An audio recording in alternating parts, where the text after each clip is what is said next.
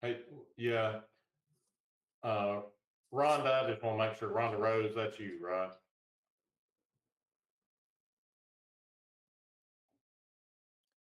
I do see Rhonda. Okay, yeah, I believe everybody's, yeah, I Yes, believe we I'm have. here. I'm here. Yes.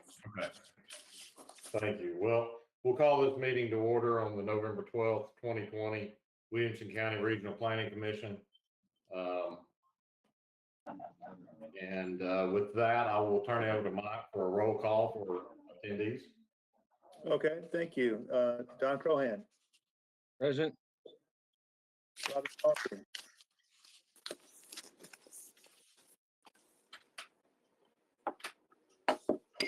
I'm here. you. Sorry about that. okay, thank you, Robin. Sharon Hatcher, Present. Steve Lane,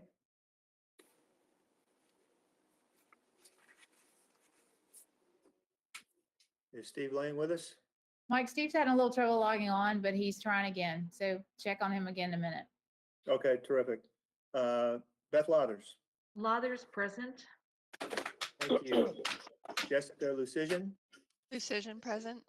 thank you. Keith McCord, Present. Tammy McCoy, Present. Brian Richter, Present. Rhonda Rose, Present. Eddie Sanders, Present. and has Steve Lane joined us yet? Okay, well, hopefully Steve will join us momentarily, but Mr. Chairman, we do have a quorum. Thank you, Mike. First off, we need to ask for a motion to declare this, that is a necessity that the meeting be held electronically due to COVID-19. Do I have a motion from? So moved. Lathers. Richter, second.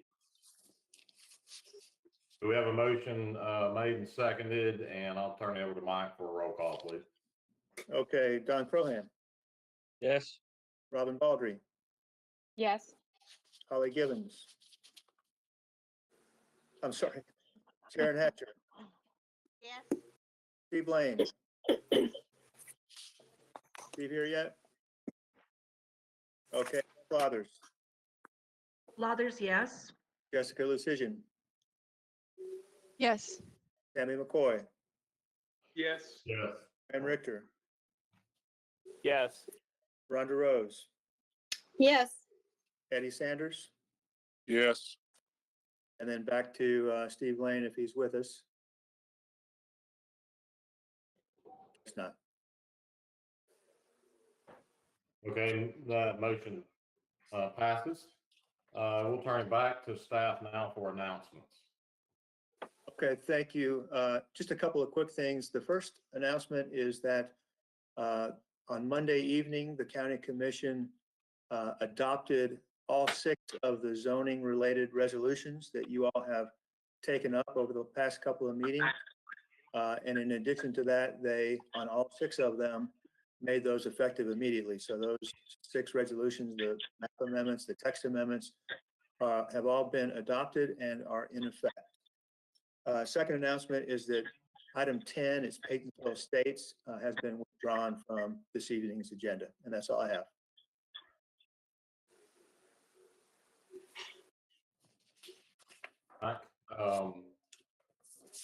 Mike, do you have the total number of people who have signed up for item number 15 for the public hearing? I do. So for item 15, there are 27 people who have signed up. That's for the Hooker property. For the other public hearing item, which is the Reeds Vale subdivision, there are 5 people who have signed up. And so given the number of people for item 15, I do recommend that you all suspend temporarily your bylaws and extend that public hearing time. Mr. Chairman, this is Christy Ransom. The motion would actually be to temporarily alter the bylaws to allow the public hearing to be extended for a total of however many minutes you all wish to extend it. So typically we're in the 2 to 3 minute range. So I'll open it up to for a motion. Lathers, I move that we extend public hearing from 30 minutes to 1 hour. Rhonda Rose, I second. I have a motion and a second to extend the public hearing to a total of 1 hour. Mr. Chairman, just a point of clarification. This is Christy Ransom. We're talking about item 15, correct? That is correct. Yes, ma'am. I'm sorry. Yes, item 15, public meeting will be extended to 60 minutes. Is there any further discussion on this item? You need to take a roll call vote on that, please. Yep. Turn it over to Mike. Will you take the roll call, please? Okay, Don Crohan, Yes. Robin Baldry, Yes. Sharon Hatcher, Yes. Steve Lane, Yes. Beth Lathers, Lathers, yes. Jessica Lucian, Yes. Keith McCord, Yes. Sammy McCoy, Yes. Brian Richter, Yes. Rhonda Rose, Yes. Eddie Sanders. Yes. Thank you. Thank you, Mike. So item 16 is the other public hearing, but we only have 5 people, so we do not need to alter the time for that public meeting, which will be a max of 30 minutes. I will note that on that public meeting, each speaker will be given per our bylaws, each speaker will be given a total of 3 minutes on item 16. So that'll be, it will not use the full 30 minutes.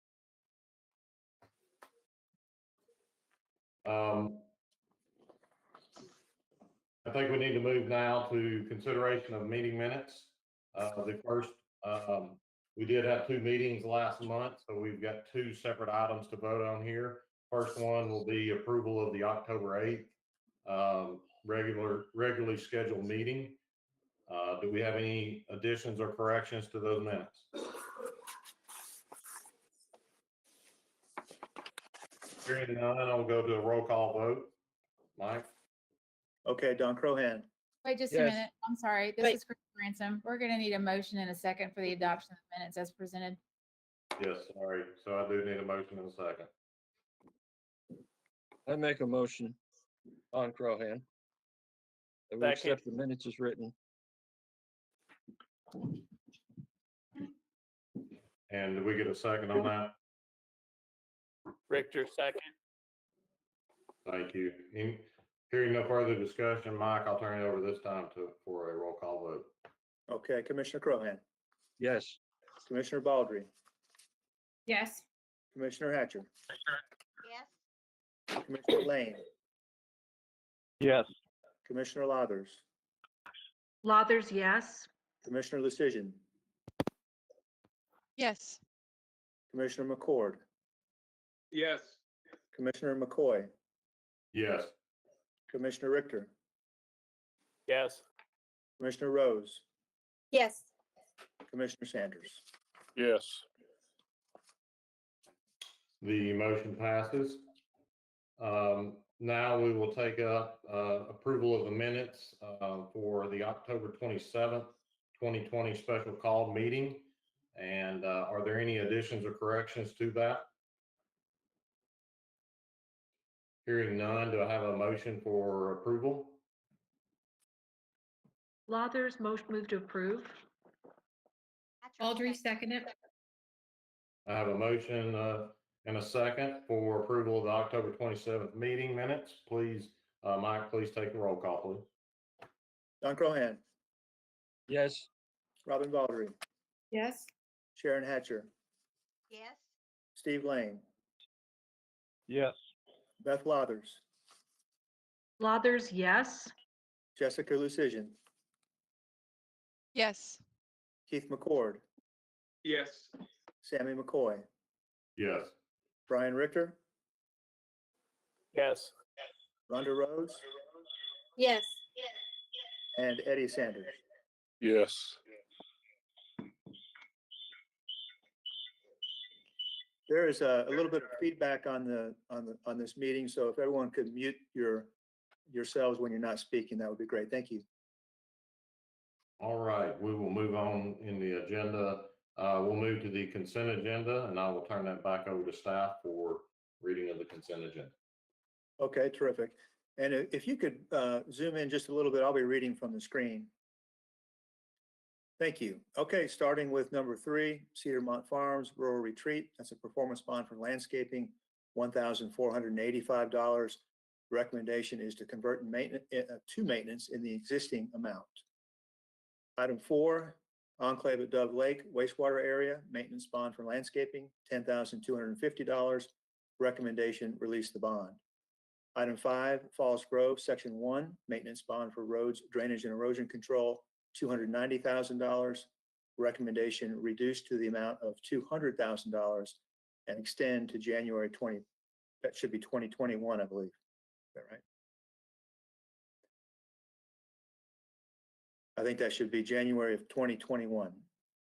Number 6, Hart's Landmark, maintenance bond for sewer, $40,000. Recommendation, extend in the current amount for 6 months. Item 7, Stevens Valley, Section 2, maintenance bond for roads, drainage and erosion control, $317,000. Recommendation, reduced to the amount of $200,000 and extend for 1 year. Item 8, Vale Creek, maintenance bond for roads, drainage and erosion control, $200,000. Recommendation, extend in the current amount for 6 months. And then dropping down to final plats, item 23, final plat review for McDaniel Estate, Section 3. Plat is in order. Staff recommends approval of the final plat with the following conditions. 1, establishment of a performance bond for roads, drainage and erosion control in the amount of $614,000. Item 2, establishment of a performance bond for water improvements in favor of Mill Crofton Utility District in the amount of $171,000. 3, establishment of a maintenance bond for water improvements in favor of Mill Crofton Utility District in the amount of $25,576.50. 4, establishment of a performance bond for the wastewater collection system in the amount of $182,000. 5, execution of performance agreements for the above referenced sureties.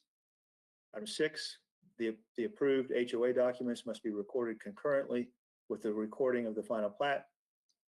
7, execution of a stormwater maintenance agreement and submission of an operation and maintenance plan for stormwater improvements. And 8, submission of the approved final plat in DWG format on recordable media based on the Tennessee State Plan Coordinate System prior to signature and recording of the plat.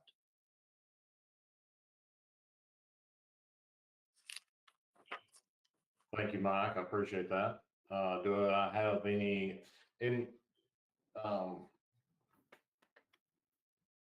just for clarification, item number 5, that was reduced to an amount of $200,000 and to be reviewed at the January 2021 meeting. Is that correct? Would you scroll back up to number 5, please?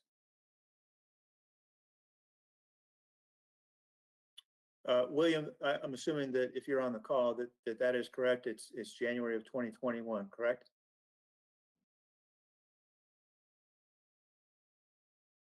I believe William's helping out downstairs, so we would have to check on that. And I believe we still haven't read in item 24.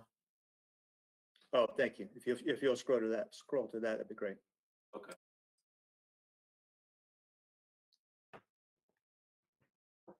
Okay, and item 24, final plat review for the Grove, Section 14.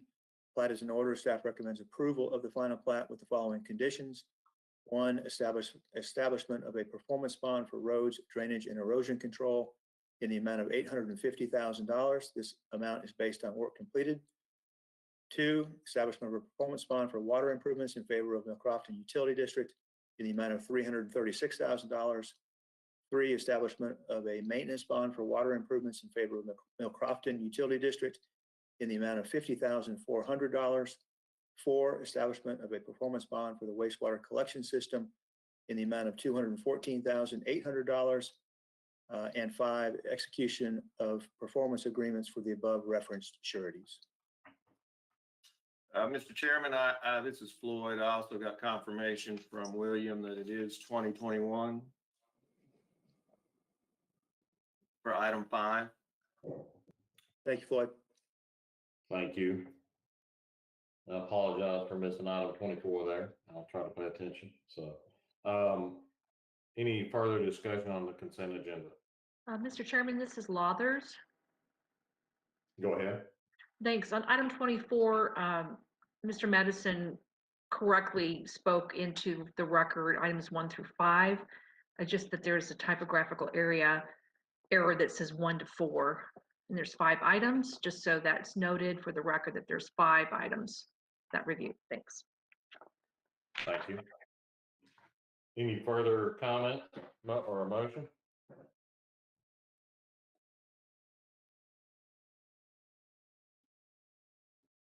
Do I have a motion on the consent agenda? Owen, I move we accept staff's recommendation. Thank you. Richter, second. Okay, we have a motion and seconded. Mike, roll call, please. Commissioner Crohan, Yes. Commissioner Baldry, Yes. Commissioner Hatcher, Yes. Commissioner Lane, Yes. Commissioner Lathers, Lathers, yes. Commissioner Lucian, Yes. Commissioner McCord, Yes. Commissioner McCoy, Yes. Commissioner Richter, Yes. Commissioner Rose, Yes. Commissioner Sanders. Yes. That motion is approved.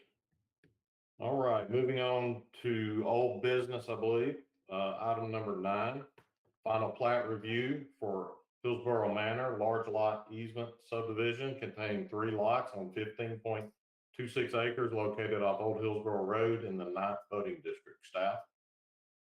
Thank you, Mr. Chairman. This is Lincoln Sweet. The subject parcel is approximately 15 acres in size and is located off Old Hillsboro Road, approximately 630 feet from Old Charlotte Pike. The applicant is requesting approval of a large lot easement subdivision in order to create 3 lots off a new 50-foot ingress-egress utilities easement. The site contains natural resources requiring protection, including steep slopes, slippage soils, and woodlands. There are moderately and very steep slopes outside of building envelopes. The site is also mostly under tree canopy. All zoning ordinance requirements, including those regarding the protection of natural resources, have been met.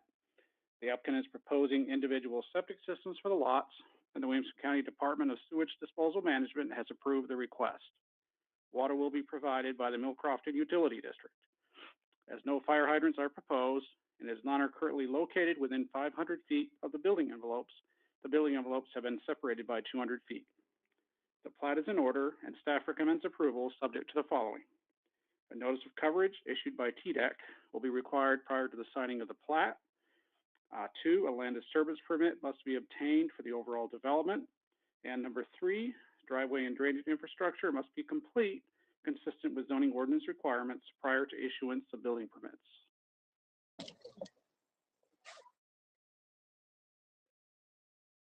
Thank you, Lincoln. Do I have any further comments or discussions on item number 9?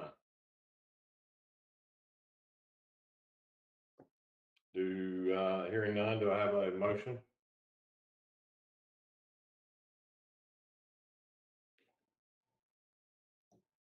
Owen, I move we accept staff's recommendation. Rose Richter, seconds. I have a motion and second on item number 9. Take a roll call, please, Mike. Yes, sir. Commissioner Crohan, Yes. Commissioner Baldry, Yes. Commissioner Hatcher, Yes. Commissioner Lane, Yes. Commissioner Lathers, Lathers, yes. Commissioner Lucian, Yes. Commissioner McCord, Yes. Commissioner McCoy, Yes. Commissioner Richter, Yes. Commissioner Rose, Yes. and Commissioner Sanders. Yes.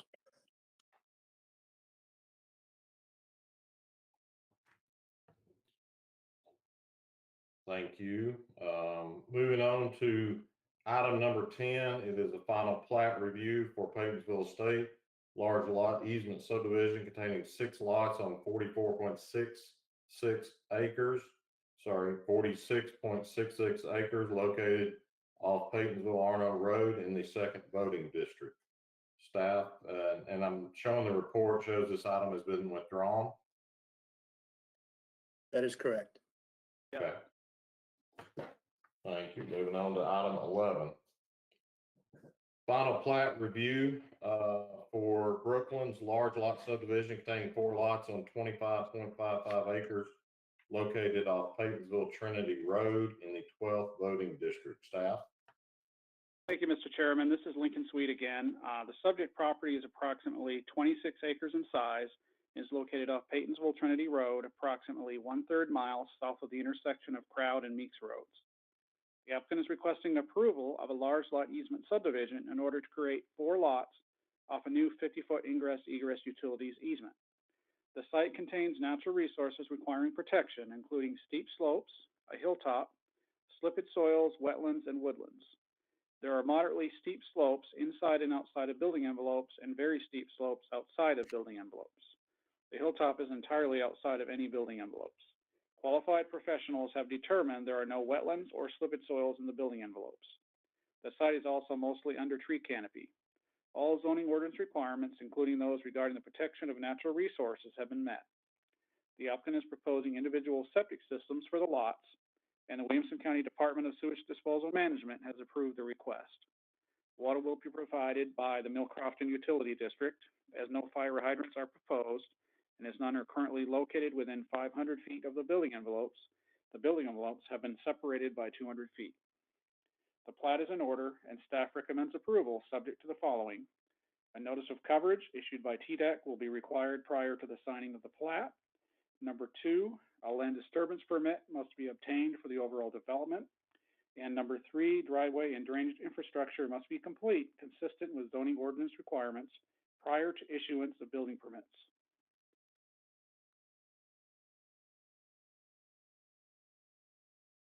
Thank you, Lincoln. We've heard the report. Are there any comments or questions on item 11?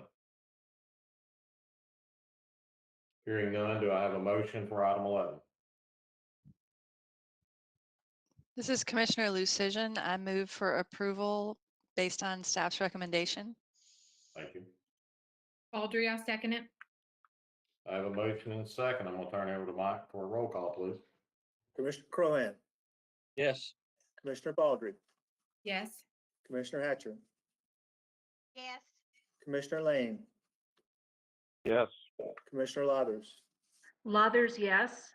Commissioner Lucision, Yes. Commissioner McCord, Yes. Commissioner McCoy, Yes. Commissioner Richter, Yes. Commissioner Rose, Yes. and Commissioner Sanders. Yes. All right, thank you. That motion passed, or item 11 passes. Moving on to item 12, we have final plat review for Kama subdivision containing 5 lots on 29.17 acres located off South Carruthers Road in the 4th voting district. Staff. Thank you, Mr. Chairman. This is Lincoln Sweet again. The subject parcel is approximately 36 acres in size and is located off South Carruthers Road across from Gallant Ridge Drive and approximately 1,000 feet west of Delta Springs Lane. The applicant is requesting approval of a large lot easement subdivision in order to create 5 lots off a new 50-foot ingress-egress utilities easement and 1 lot on South Carruthers Road. Excuse me. At this time, the applicant is requesting deferral to the December 2020 meeting to allow more time to address staff's comments. Staff concurs with this request. Thank you, Lincoln. And do I have a motion for deferral on item 12? Move for deferral, Lathers. Richter, second. I have a motion and a second. Please take roll call. Okay, Commissioner Crohan, Yes. Commissioner Baldry, Yes. Commissioner Hatcher, Yes. Commissioner Lane, Yes. Commissioner Lathers, Lathers, yes. Commissioner Lucision, Yes. Commissioner McCord, Yes. Commissioner McCoy, Yes. Commissioner Richter, Yes. Commissioner Rose, Yes. and Commissioner Sanders. Yes. Thank you, Mike. Motion for, or item number 12 passes. Moving on to item number 13, we have a final plat review for the mill at Bond Springs, Section 2, containing 29 lots on 57.88 acres located off Bethesda Road in the second voting district. Staff? Thank you, Mr. Chairman. Saren Holmes. The applicant is requesting final plat approval of the second section of the development, which contains 29 lots and 20 acres of open space. The plat remains consistent in layout with that depicted on the preliminary plat. Staff recommends approval of the final plat with the following conditions. Number 1, establishment of a performance bond for roads, drainage, and erosion control in the amount of $275,000. This amount is based on work completed.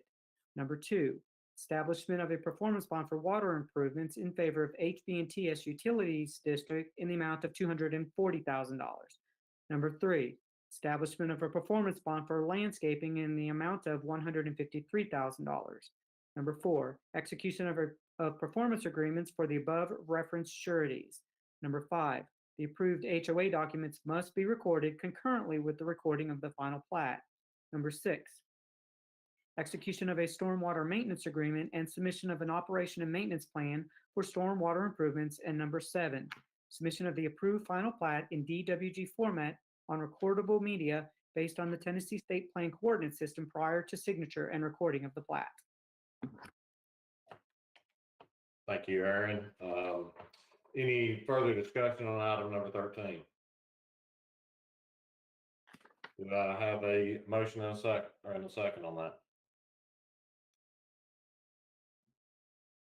This is Don Crowhan. I'll make a motion to accept staff's recommendation. Rose, Richter, second. I have a motion and a second. I'm gonna turn it over to Mike for a roll call, please. Yes, sir. Commissioner Crohan, Yes. Commissioner Baldry, Yes. Commissioner Hatcher, Yes. Commissioner Lane, yes. Commissioner Lathers, Lathers, yes. Commissioner Lucision, Yes. Commissioner McCord, Yes. Commissioner McCoy, Yes. Commissioner Richter, Yes. Commissioner Rose, Yes. and Commissioner Sanders. Yes. Thank you, Mike. Moving on to item 14, we have a non-residential site plan review for Redemption City Church on 30.91 acres located off Clovercroft Road in the 4th voting district. Staff? Thank you, Mr. Chairman. This is Aaron Holmes. The applicant is requesting approval of an approximately 34,000 square foot building for the Redemption City Church, as well as the associated parking. Wastewater will be handled by the City of Franklin. In order to allow more time to address City of Franklin's comments related to the sewer line extension, the applicant has requested action on this item be deferred until the December 2020 meeting. Staff concurs with this request. Thank you, Aaron. Is there any discussion or a motion on this item 14? This is Rose. I move that we accept the deferral. Second? Baldry, Rowan, second. second. Have a motion and a second on item 14. Mike, will you please call the roll? Commissioner Crohan, Yes. Commissioner Baldry, Yes. Commissioner Hatcher, Yes. Commissioner Lane, Yes. Commissioner Lathers, Lathers, yes. Commissioner Lucision, Yes. Commissioner McCord, Yes. Commissioner McCoy, Yes. Commissioner Richter, Yes. Commissioner Rose, Yes. and Commissioner Sanders. Yes. Item 14 passes. Moving on to the public hearing phase. And I will, first off, this is item 15 is the concept plan review for the Alice Hooker property containing 147 lots on 175.4 acres located off of Vaughn Road in the 8th voting district. I'm going to turn it over to staff to read the report first, please. Thank you, Mr. Chairman. This is Aaron Holmes. Mr. Chairman, I will be reading two reports. I will be reading the original report that was sent to you in the mail with your packet, and then a supplemental report, which was emailed to you this afternoon. The applicant is requesting concept plan approval of a 147 lot conservation subdivision in the suburban infill and conservation zoning district. The review of a concept plan is the first stage in the development approval process. Because the concept plan contains more than 49 lots, a public hearing is required. The subject properties total approximately 175 acres and are located on Sneed Road, approximately 2,000 feet east of its intersection with Vaughn Road. The proposed development has access on both sides of Vaughn Road, with the closest access point located approximately 1,700 feet north of the intersection of Vaughn Road and Sneed Road. A portion of the properties are bordered to the west by the Harpeth River. The site contains a number of natural resources, including moderate and very steep slopes, streams, floodplains, slippage soils, and area of woodlands. The required open space strips along Vaughn Road and Sneed Road and the required open space strip around the perimeter of the properties has been provided.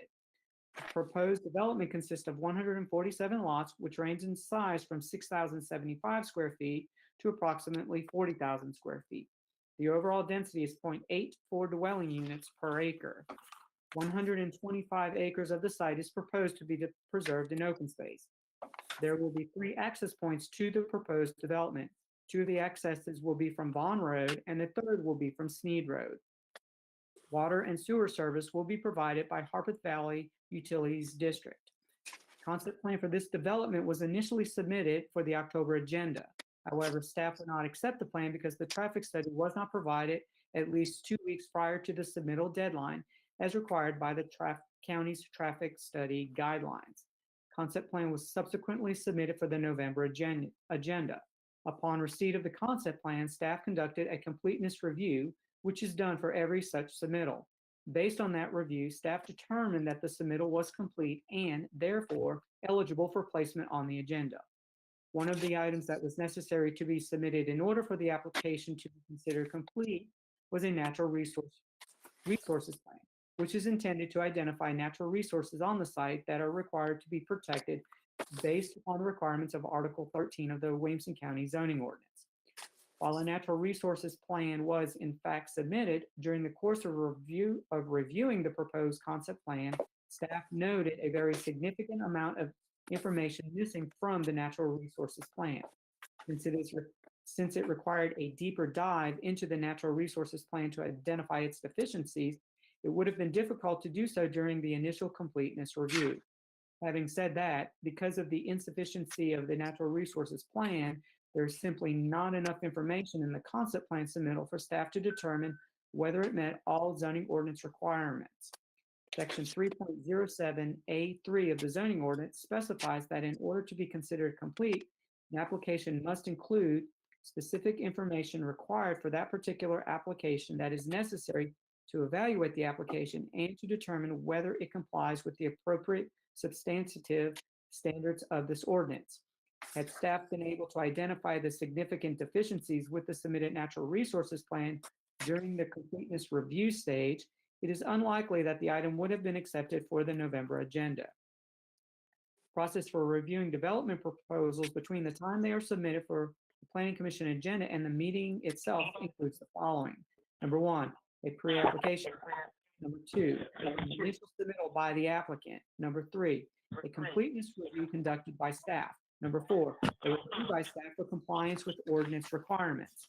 Number 5, a response to the applicant with staff comments. Number 6, a resubmittal by the applicant addressing staff comments. Number 7, a second review by staff for compliance with ordinance requirements.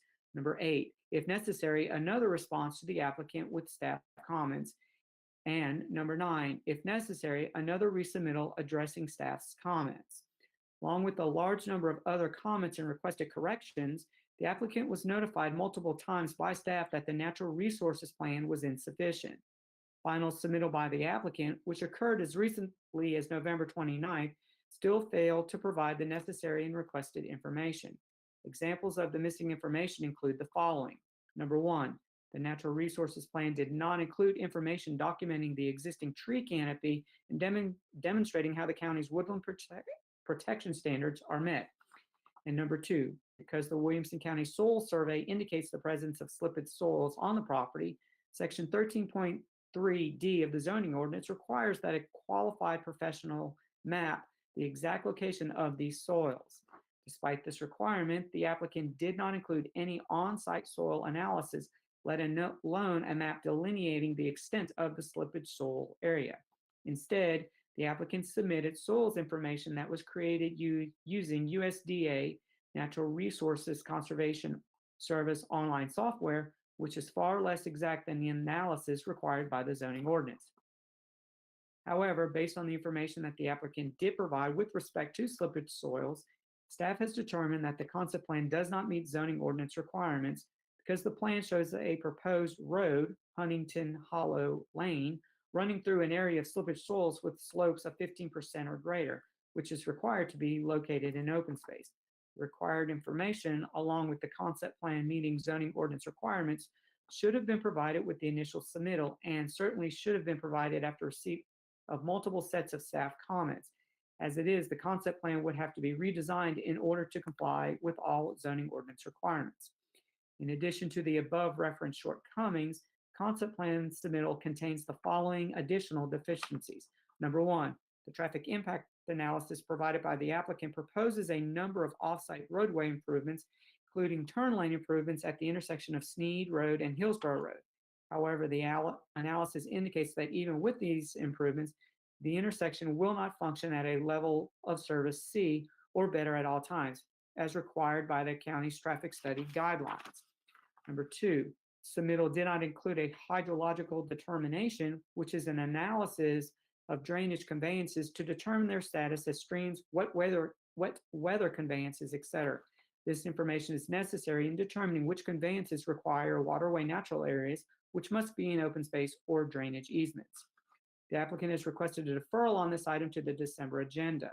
However, based on these major deficiencies in this concept plan submittal and the fact that it does not meet zoning ordinance requirements as submitted, staff recommends denial of the concept plan.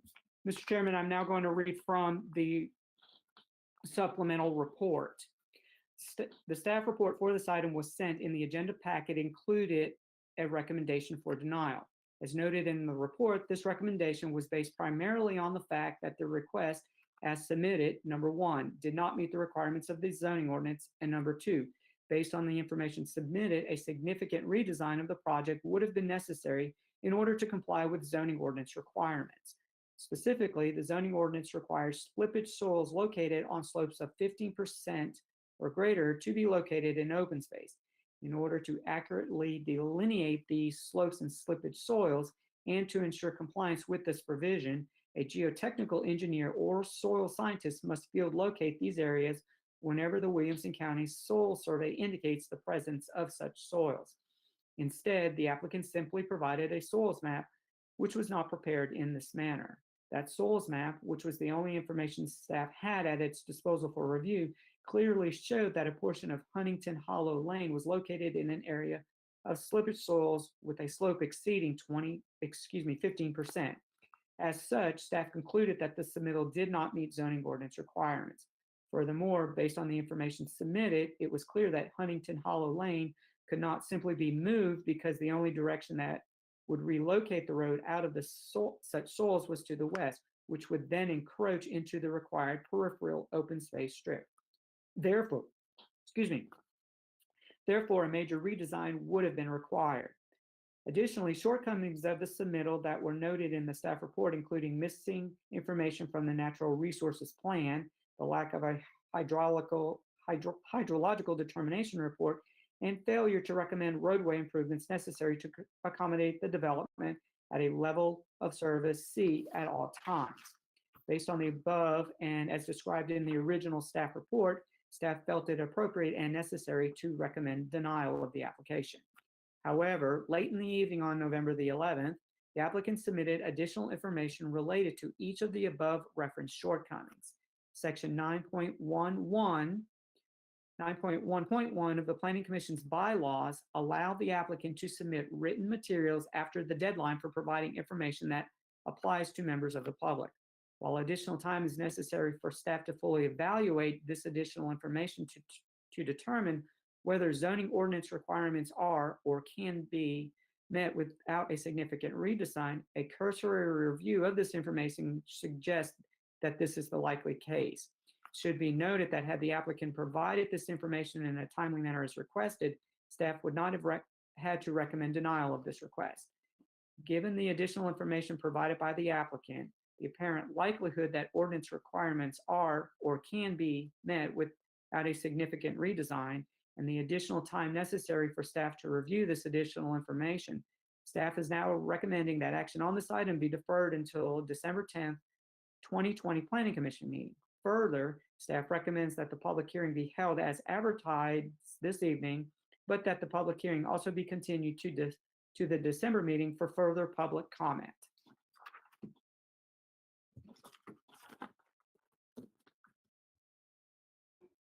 Thank you, Aaron.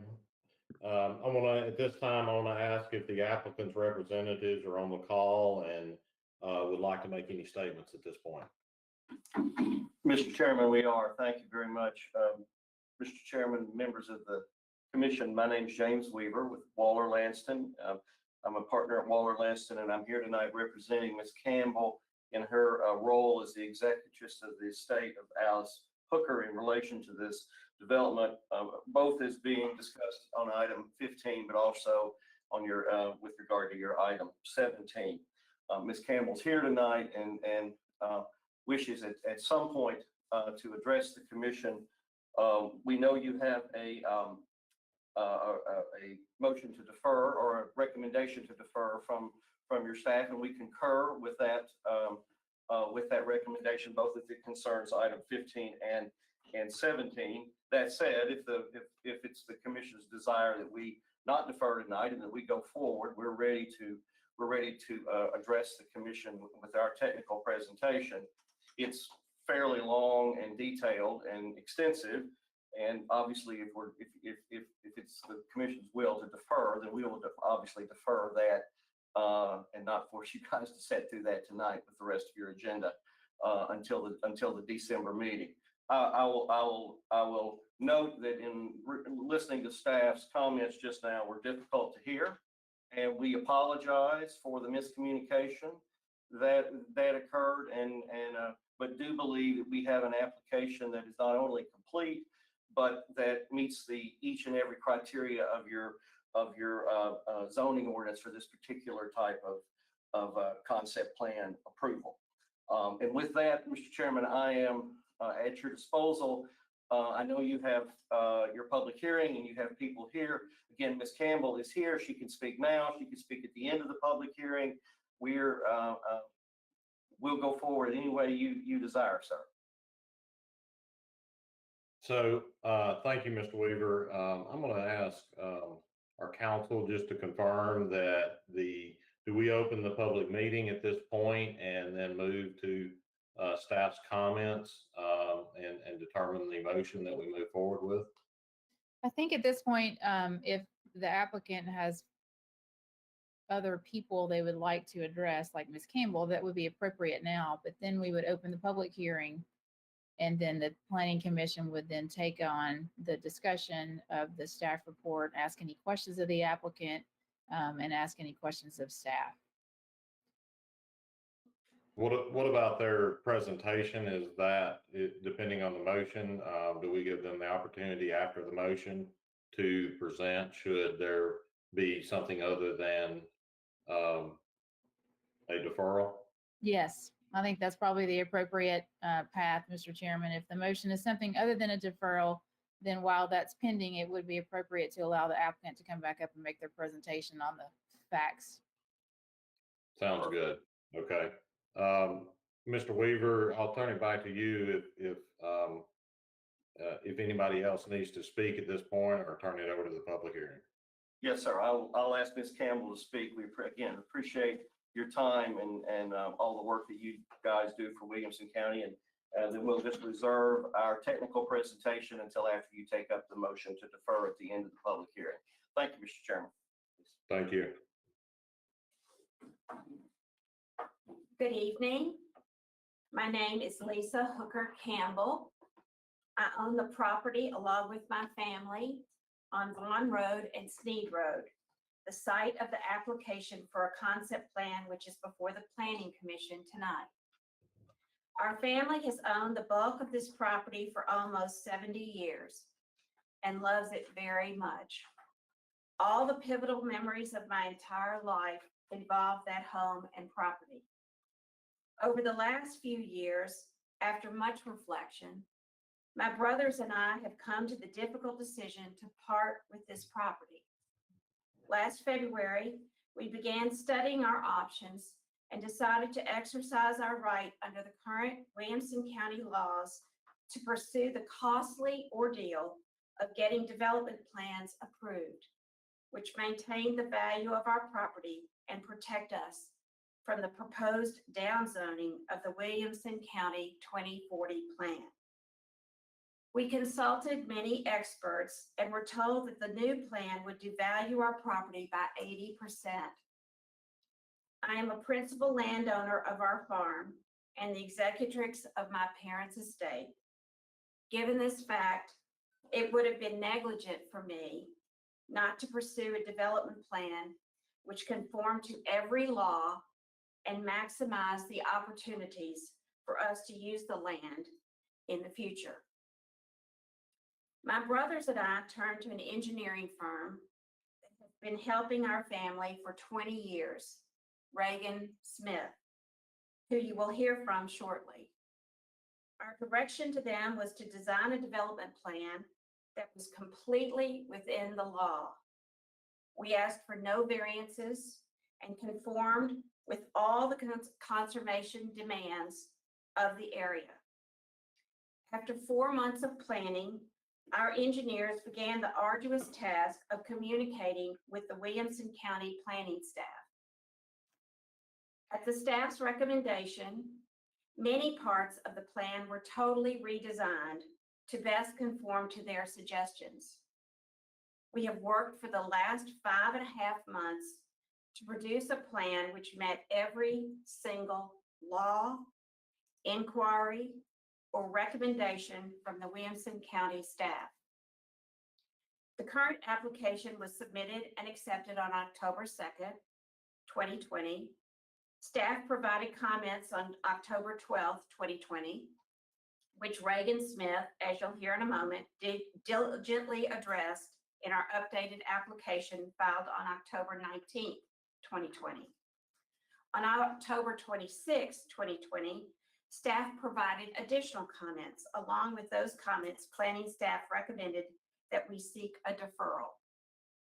This process has been totally paid for by me and my brothers and has come at considerable expense. My assumption throughout this project has been that if we conformed to the law and only asked for what was right, that we would be treated fairly and protected by the law. Today, all I ask is that you treat this application fairly and grant us a deferral to address any additional staff concerns. Our farm is not in a rural or remote part of the county. And since I was a little girl, there has always been subdivisions with teeny lots on all sides of our farm, down the street on Vaughn and Sneed Road. Our property sits close to the Davidson County line.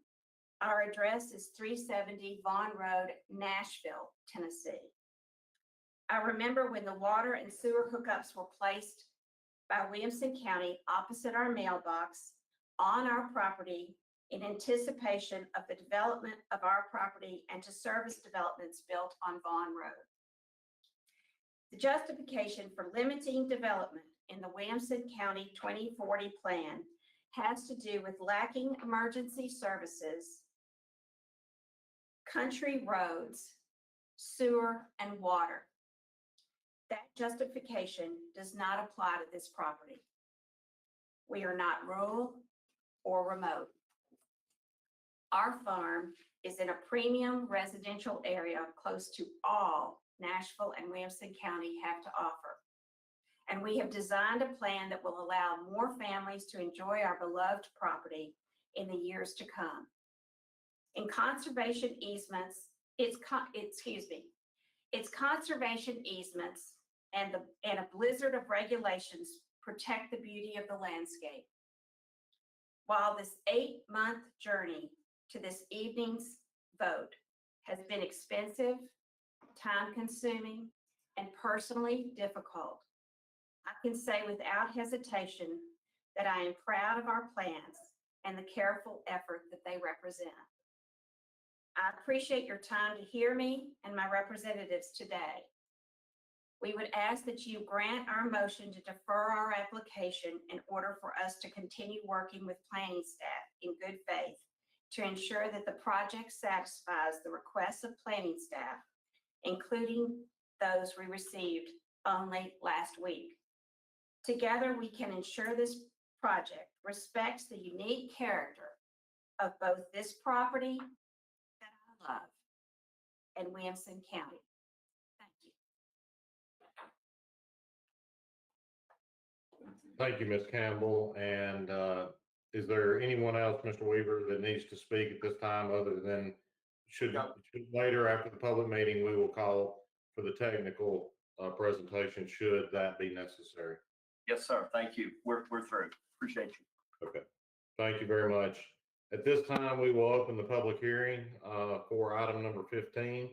And I will turn this over to the staff that is in the county office and for the 27 people that have signed up to speak regarding this item.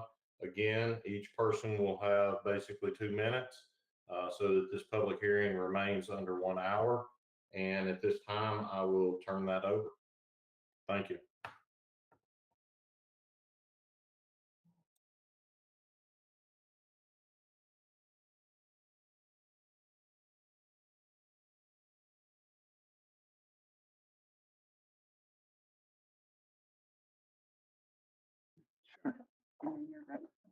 Right there. Okay, great. Hi, my name's Todd Longeway. I live at 330 Vaughn Road. We butt right up next to Miss Hooker's property.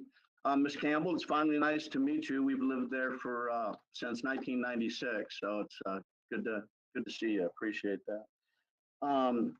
First off, I'd like to thank Michael Madison for his prompt response to our emails and phone calls on this situation. I'd like to be extremely clear when I say this is that I would like to deny the concept plan and not to let it be deferred. As I said, we've lived there since 1996. I remember taking my daughter across the street to the Smalls property. They had a little donkey there named Jenny, and Natalie used to feed Jenny carrots probably once a week. Today, I take my life into my own hands going down to get my mail because people are speeding by Vaughn Road, going anywhere from 40 to 80, 90 miles an hour down that road. So increased housing, increased density in that area is going to do nothing more than create more of the same. The slope on either side of our house is 28 to 30, 35 degrees. So it basically creates a sound, creates a speaker, if you will. And these construction vehicles with knobby wheels going on that thing, the sound is out of control. And I don't want any more of that. Don't want any more of that. Time's up? Okay. I knew your mother, and she was a great conservationist, and I really respected her. Thank you.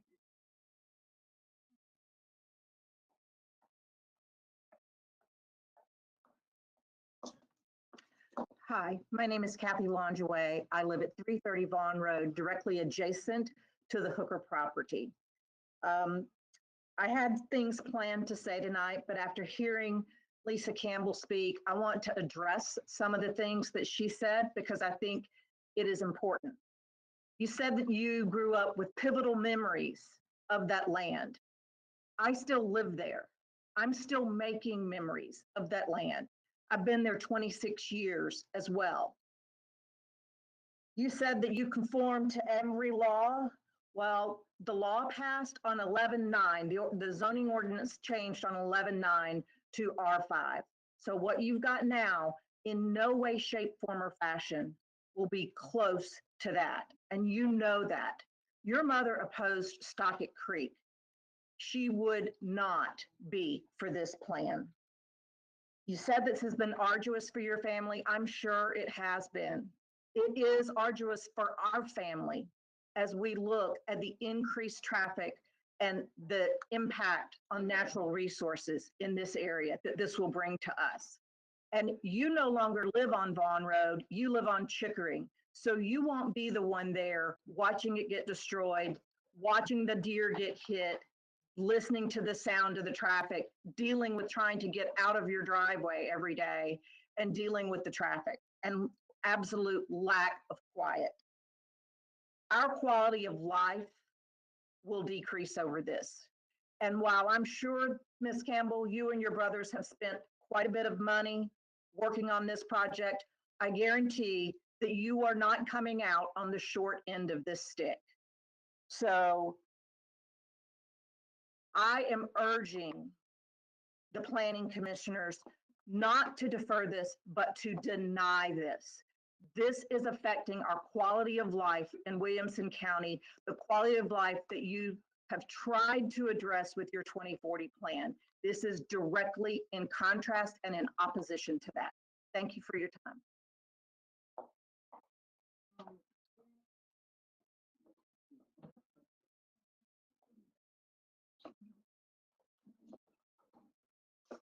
Good evening. My name is Dick Yiggy. I live at 2750 Broyles Lane for the past 28 years. I moved to this area in 1987 after my company acquired CPS Industries in Franklin, prior to selling it to American Greetings in 2000. 6 months after the acquisition of CPS in 1987, we discovered the company had been out of compliance with state EPA requirements for 8 years. The corrective action that we took over the next few years cost us millions of dollars, but it was the right thing to do. That experience reinforced in me the importance of telling the truth and doing the right thing no matter what the cost, and it has shaped my values for a lifetime. I am a capitalist, and I support the free market system and the right of property owners to sell their property. And that's one of the reasons I'm here tonight. I believe the underhanded approach of the owner of the Hooker property and Reagan Smith of using the current pandemic to slip one past the goalie and circumvent the rezoning ordinance of 1 unit per 5 acres is simply opportunistic and unconscionable, especially in light of the intent of the Williamson County 2040 land use plan approved in March. Without the pandemic, the rezoning ordinance of 1 unit per 5 acres would have been approved prior to the initial submission of the Hooker development plan in August. In addition to the underhanded nature of the submission and subsequent submissions through October, it is clear from the posting in the Williamson County Document Center as of today that the plan for the Hooker development is poorly conceived. It contains major deficiencies in the natural resources plan and the traffic impact analysis, in spite of repeated requests for required information by the Planning Commission staff.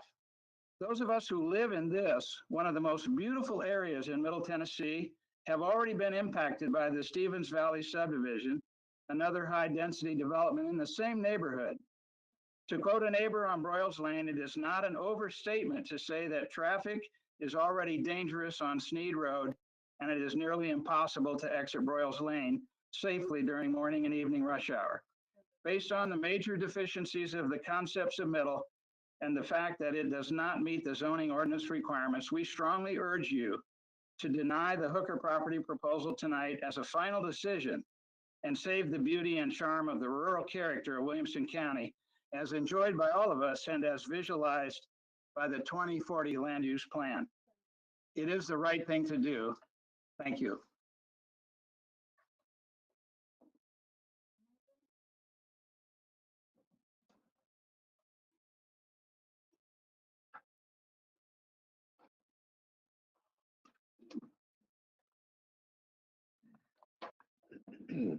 Hello, my name is Michael Large, and I want to thank the commissioners for taking the time tonight to go ahead and listen to this. I had forwarded everyone a copy of the letter, but I'm sure you've received hundreds. So I'm just going to hit some of the high points of some of the points that I made in that letter. One item that I questioned was the traditional rules amendment, specifically is whether or not it applies to the concept plan for the Hooker property, and should it even be grandfathered in, especially due to the number of serious discrepancies that staff noted. This is their comment, direct comment. However, based upon the major deficiencies in the concept plan submittal and the fact that it does not meet zoning ordinances submitted, staff recommends denial of the concept plan.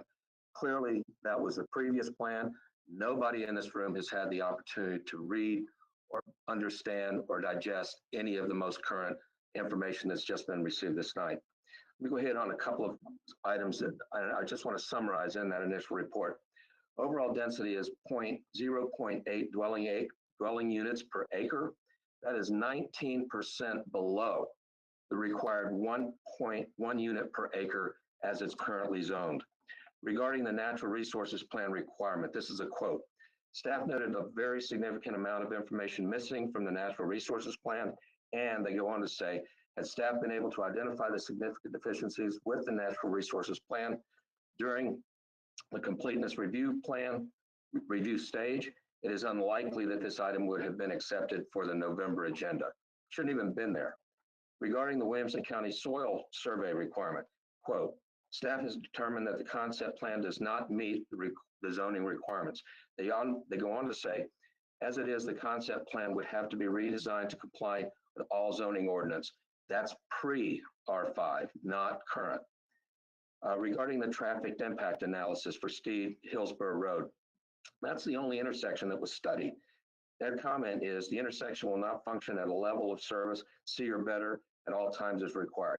No mention is made of the Vaughn Old Hickory Boulevard intersection, the Sneed Vaughn Road intersection, all of which will be burdened, as will the Sneed Temple Road intersection.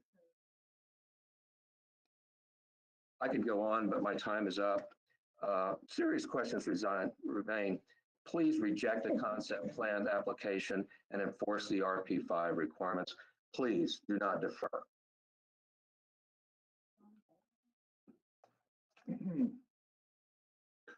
Good afternoon. My name is John Dalton. My address is 1100 Sneed Road West. That is our family farm that has been in the family since 1950. That is the northeastern corner of Sneed Road at Vaughn Road.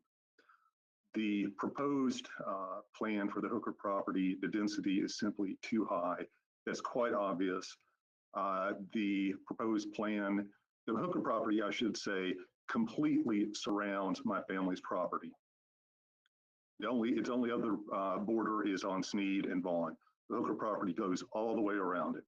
The proposed Hunting Hollow Lane going from Sneed to Vaughn will most certainly be a cut-through road. That's without a question. That's my understanding. That's in violation of Williamson County subdivision regulations, but that's what it will serve as. Certainly, I recognize that the Hooker heirs have the right to develop the property. They certainly have that right, but it certainly can be developed more responsibly and at much lower density, such as the new requirement of 1 to 5. I find that ratio appropriate. If the plan as developed, particularly as to density, if that is allowed, the nature of the neighborhood will be altered forever. There is no question about that. It's going to be too much traffic and too many people. And for that reason, I urged the commission to deny. Thank you.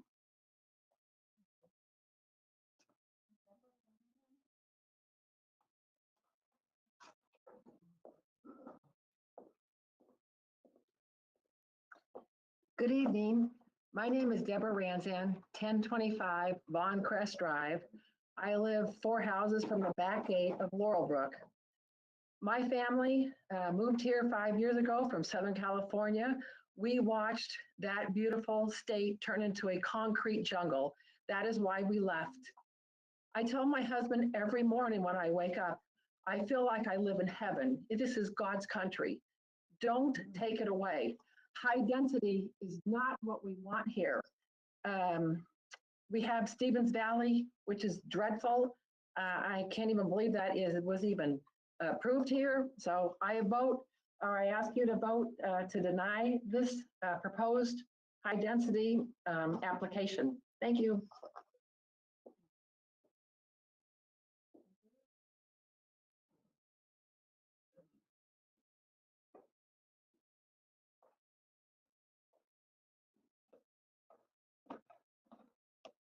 Good evening. My name is Bruce Ranzan. I live at 1025 Lawncrest Drive. And I just want to ask the Planning Commission to seriously consider the negative impact of this high density housing project that will really negatively impact that area. And I please ask you to deny this plan. Thank you.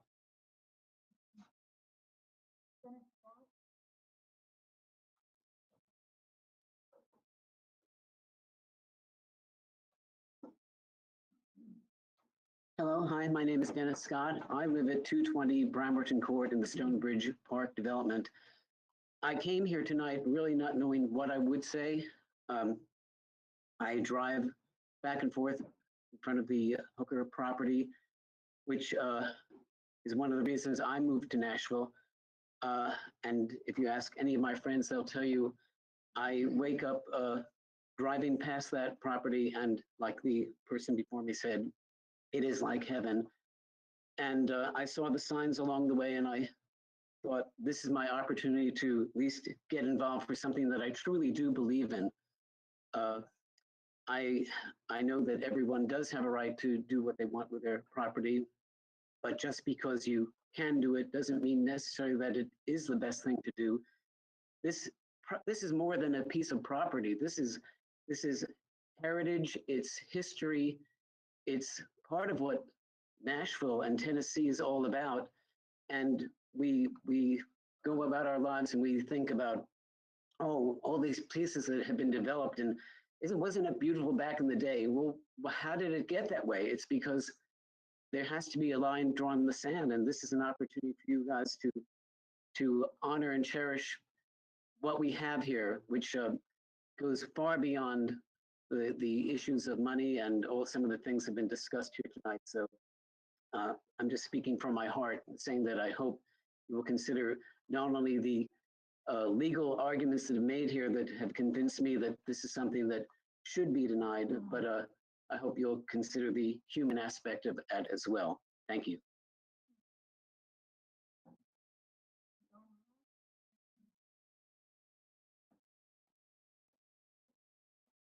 Good evening, Commissioners. My name is Don Arnold. I live at 2836 Sawyer Bend Road, and I'm referring to the Williamson County Subdivision Regulation, Section 5. I want to cite several things in which regard the concept plan and the application are not merely deficient, but mostly fatal flaws. All subdivision plats shall comply with the following laws, rules, and regulations: the comprehensive plan, the zoning ordinance, the regulations for wastewater treatment and land disposal systems, county road plan, adopted utility plans, and capital improvement budget and program. Regarding the county road plan, we have not yet begun to realize the impact of Stevens Valley on the Sneed Road corridor. Sawyer Bend Road, where I live, will require a stoplight because we can't get to work in the morning. Next, under Section 5 of this document, the Planning Commission finds unsuitable certain aspects of land for development, including natural resources, flooding, improper drainage, steep slopes, rock formations, unstable soils, or geologic conditions, all of which this land has. There is a nesting pair of bald eagles along the Harpeth where this development will go in. They have juveniles. I've witnessed an aerial battle between a golden eagle and those bald eagles. And for those of you who are fellow veterans, yesterday I hope you felt honored and appreciated. Seeing eagles is special. Most people don't get to see that anywhere in the country. That's about as American as it gets. The concept plan is premature until all of these unsuitable land conditions are addressed to the satisfaction of the Planning Commission. Next, local roads shall be,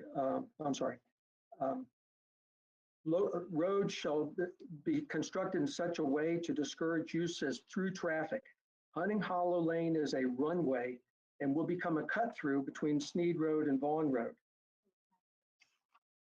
Thank you for your time. I urge you to deny this application tonight. Thank you. And there are multiple other deficiencies and flaws in their plan that are completely out of accordance with zoning laws. Thank you.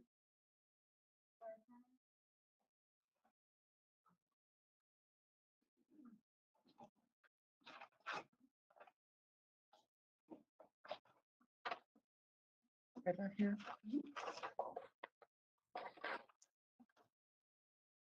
Laura Turner, 1108 Dickinson Lane. Good evening, Chairman and Commissioners. Alice Hooker passed away last year. She is remembered for her love of community and conservation of the land. She was honored by the Land Trust for Tennessee in 2019 as one of their visionary leaders. Her daughter, Lisa Hooker Campbell, represented her at that gathering, and it is her daughter and two sons, Bradford Williamson Hooker and Timothy Ingram Hooker, who are orchestrating 147 lots on 175 acres of Hooker property on the Natchez Trace historic rural landscape. In 2016, the Tennessee Preservation Trust named this landscape to their 10 and most endangered historic places in Tennessee. National Park Service 1935 maps of the actual roadbed of the original Natchez Trace show the trace on the Hooker property and a significant remnant on their neighbor's property. The map confirms that parts of nowadays Vaughn Road are the actual roadbed of the Natchez Trace. Alice Hooker tried to persuade Mr. Stevens from allowing the intense residential density planned for his valley, and she put up Save Stevens Valley signs on her fences in support of our community's pushback to this mega density subdivision. Alice sued Stockett Creek for stormwater damages on her property. Residential development does not pay for itself. Taxpayers pay for it. We pay to build the new schools, widen rural roads, and supply the infrastructure required for the dense development while developers profit. The Hooker concept plan is riddled with problems and has been returned to the applicant several times due to numerous deficiencies. I respectfully request you follow staff's recommendation for denial. Property owners' rights end where our taxpayer pocketbooks begin. I lament our visionary county leaders and the visionary legacy of Alice Hooker are being thwarted by the avarice of her children, who would benefit from remembering a visionary Bible verse: to whom much is given, much will be expected. Luke 12:48. Thank you.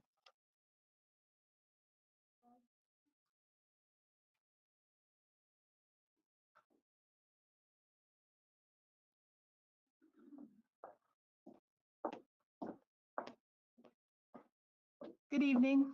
This is Barbara Sturgeon, Commissioner for District 8, and I'm here to speak for the residents that aren't here that feel a lot like the people you've already heard. Monday night, the County Commission clearly unanimously decided to implement amendments to the zoning ordinance to protect Williamson County. As in the last time we redid the land use plan, these zoning amendments weren't made, but the County Commission is serious about protecting Williamson County. That's why we passed on Monday night those amendments. So we want to better protect our rural spaces and natural resources for future generations. And we want to protect the infrastructure from expensive and unsafe overloading. Those are good goals, I think. I think we all would agree with those goals. So the Hooker property does not meet those goals. It undermines those goals. And that's it. I don't know why we would approve it or even defer it. I believe it needs to be denied. We made it effective immediately for a reason, because once this land is developed, we never get it, the rural spaces never come back.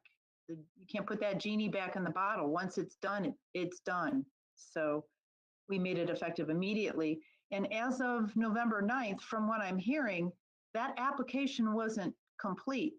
It wasn't complete when it was first submitted, even though it looked like it was at first blush, until you dug down and saw that all the requirements weren't met. It was resubmitted several times, and until the hasty submittal last night, it wasn't complete, and it probably still isn't complete, to be honest.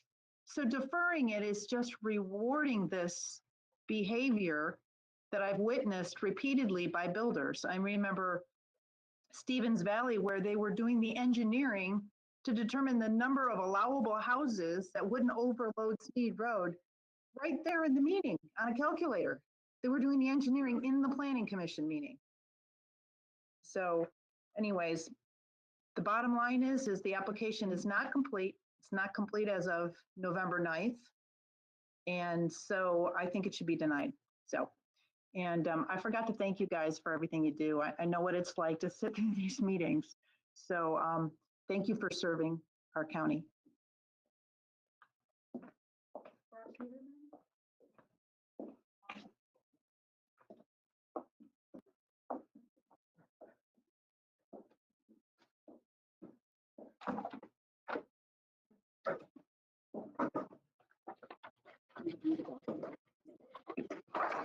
Bob Peterman, 720 Wild Timber Court.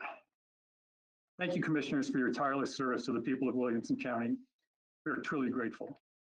Those of us who live on or near Sneed and Vaughan Roads were very encouraged to read planning staff is recommending the denial of the Hooker property concept plan. I would briefly like to reinforce the recommendation with the following points for your consideration. In the last 2 weeks, 1,885 Williamson County citizens have signed a petition in opposition of the proposed Hooker development. Obviously, this is a very big issue to all of us in northern Williamson County. The proposed development violates the county's new land use plan and zoning ordinances and is completely out of character with the surrounding area. Its applicant used the cloak of the worldwide pandemic to slip the application past everyone, and it will undoubtedly cause grave financial and environmental damage to its neighbors. Sneed and Vaughan roads are already deficient with the county's traffic level of service policy. Morning rush hour on Sneed already backs up from Hillsboro to all the way to the Hooker property. Widening Sneed and Vaughan roads will cost the taxpayers over $50 million and still terminate at single lane state roads, Hillsboro at the east end of Sneed, Highway 100 at the west end, and Old Hickory at the north end of Vaughan. Please do not let this travesty come to pass. Thank you.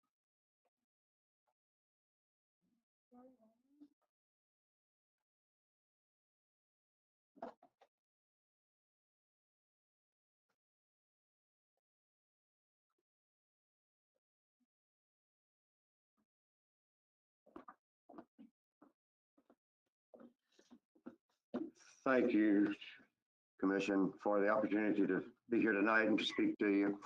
I am Jerry Rainey. I live at 637 Beach Creek Road South, and I am honored to represent the District 8 along with Mrs. Sturgill as on the County Commission. What I've listened to tonight has changed my thinking a little bit over what I had written. Everything has been so well said that I'd like to add my amen to it and to encourage everyone to take seriously the comments that have been made. But I cannot imagine more cars on the road when Stevens Valley is completed. I can't imagine the damage done to the stone walls. I just see we're adding chaos up on top of chaos. And I look at the expense added to the county. Maybe there's a school, maybe there's a lot more roads, yada, yada. You could go on and on and on. And I respectfully ask that we remember that this was submitted to the county and it was incomplete. And then it was submitted again and it was incomplete. We've had several weeks to get it right, and I'm not sure why it was not completed when expected to be completed. And I'll just simply end my thoughts by saying thank you for the opportunity. And I would request the Planning Commission to say, had enough chance, let's deny it now and go back. Thank you.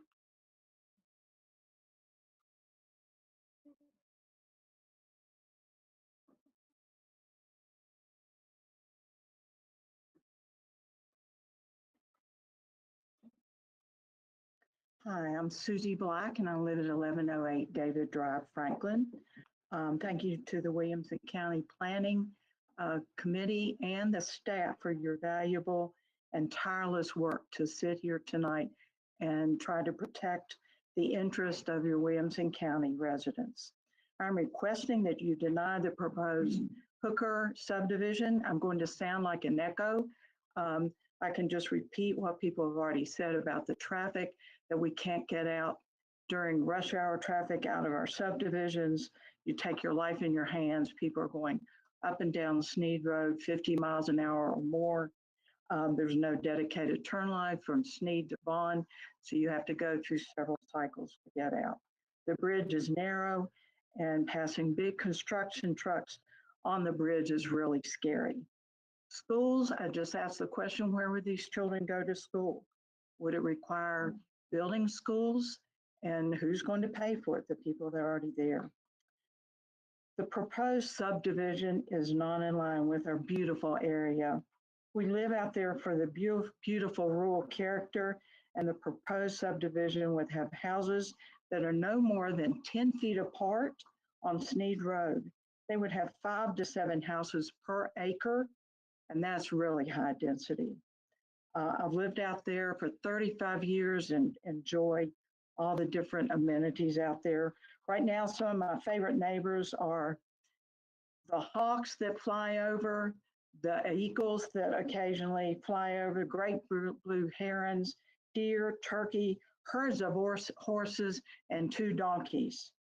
Again, I ask for you to vote to deny and not to defer. They've had plenty of time to submit this submission correctly, and giving them more time is just encouraging not submitting correctly. Thank you very much for your time.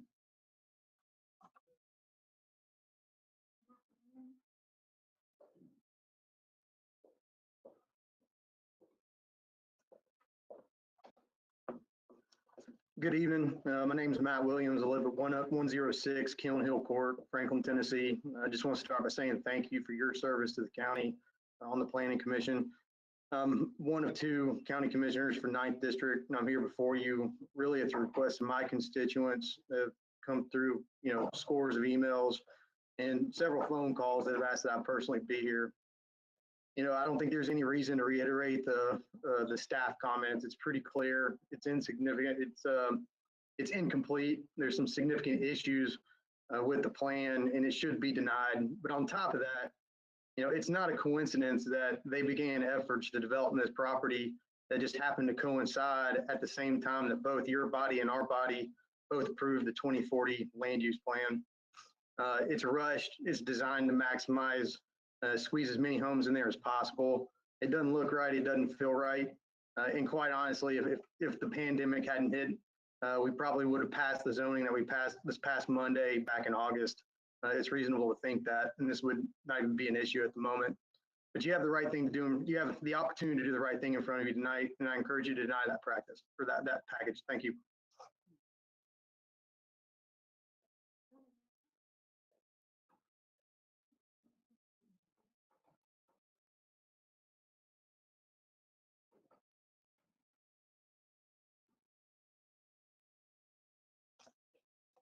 Hello, my name is Donna Green, and my family and I live at 1209 Temple Ridge Drive. I am opposed to this proposed development as well as my neighbors. The quality of life we have now will be affected by the increased traffic, the destruction of historic fences, the beautiful pastoral scenery. The construction will go on for years with homes being built and roads torn up, not to mention the noise. The traffic is already heavy and it will worsen with the Stephen Valley's construction. I moved here for the schools, the beauty, and a feeling of a rural community, even though I know Lisa does not feel like this is rural. This was God's country and not a congested city for us. With this development, that will be diminished and cause stress to the entire area of residents. I would also like to state for the record that in my memory, Alice Hooker has long been associated with land trust and conservation in her efforts to have others put their property in land trust and conservation for future generations. I am shocked hers was not in land trust and conservation. I am also confused and astonished that the family would impose this type of development on the area and its residents. If this is approved, which I ask you to please deny, the residents in the county will be the ones who will lose and pay. The family will walk away with the money and not have to deal with the aftermath. I would also like to state for the record that if the traffic patterns have or will be determined as of late, in accordance to this COVID and stay-at-home orders, it will not reflect the true traffic patterns. Thank you for all your tireless efforts, and I appreciate the opportunity to say our piece. Thank you.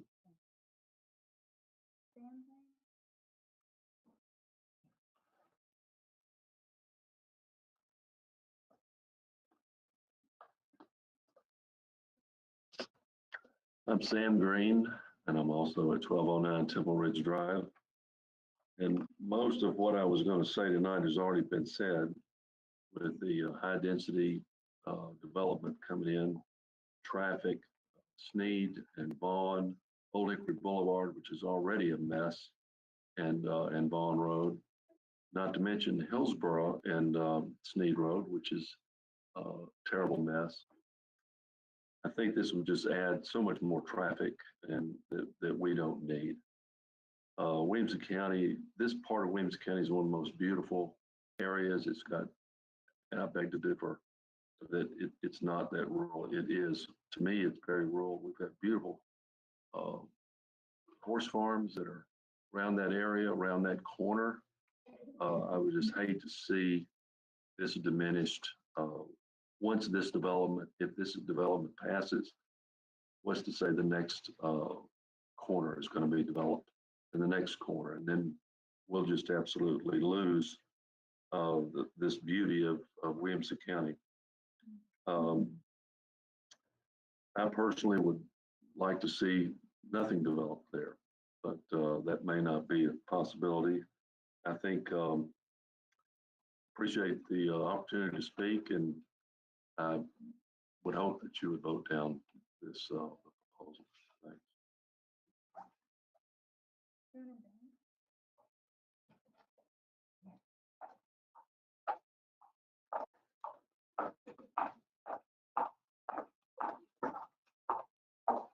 Hello, my name is Shannon Banks, and my family, we live at 403 Horseshoe Lane down the street from the Hooker Farm. We moved our family there 7 years ago because it is the most ideal place to raise a family. I'm actually a local that grew up on a farm down the street on Natchez Trace. So I know how valuable this land is, and I'm not delusional to the fact that it can be developed. But along with many of my neighbors, I would like to ask Williamson County to protect key character and history-rich areas that bring us so much joy. And 149 homes would ruin the local landscape and character of our neighborhood.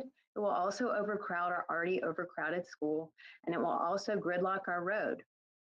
Vaughn Road's a unique area, and before COVID, the normal, if you do any traffic patterns now, it's not going to be normal. Anything study done on traffic from March forward until now is not accurate, because the usual is I would pull out of my neighborhood, and my kids go to school in Green Hills. I pull out of my neighborhood and I sit on Vaughn Road in my car for 20 minutes waiting to turn on to Old Hickory Boulevard.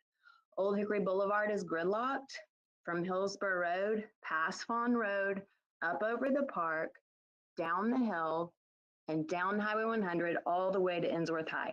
That is the normal traffic pattern. So whether you widen Vaughn Road or not, it doesn't matter. We're not going to be able to get onto Old Hickory Boulevard unless Davidson County changes their mind. And that's something they've made very clear, because our neighborhoods have gotten together and requested. They widen it, they change the traffic light, anything to get us out of Vaughn Road, and they won't do it. So we're locked in there. So adding 300 cars to Vaughn is literally impossible. So this is not just a preservation issue, it's a quality of life issue for all of us that live there. Williamson County is the richest county in America, richest county in one of the richest counties in America, in Tennessee. So at what point do we stop placing money over our residents' quality of life? I think it's inappropriate to demote our quality of life and also ask us to pay for it. That would be unjust, and I expect better from Williamson County. Thank you.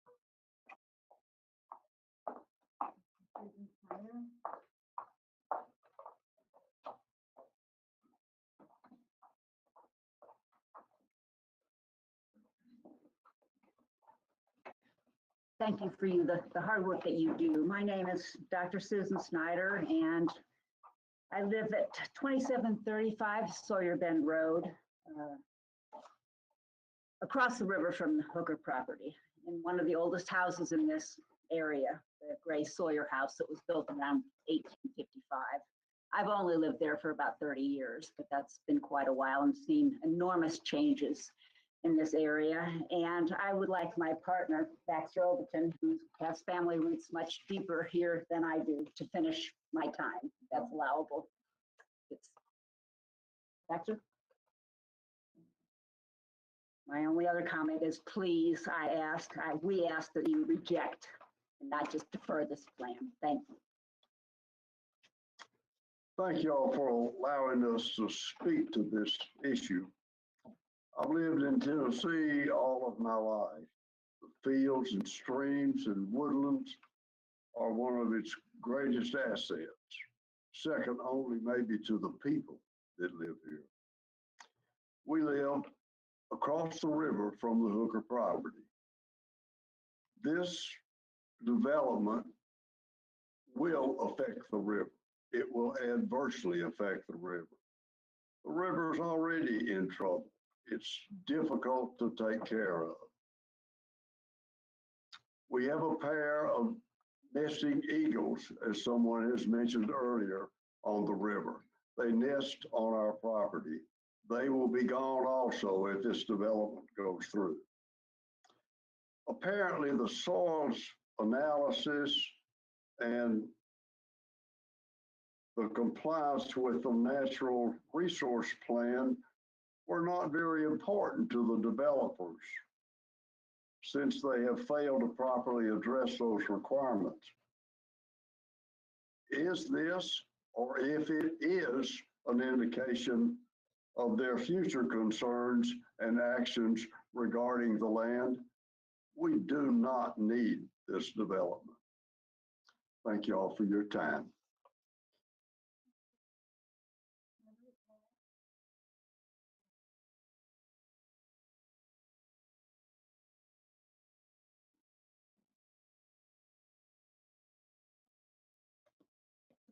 Hello, my name is Marguerite Hall. I live at 1275 Hunters Trail Drive, about a 60-second drive from the corner of Sneed and Vaughn.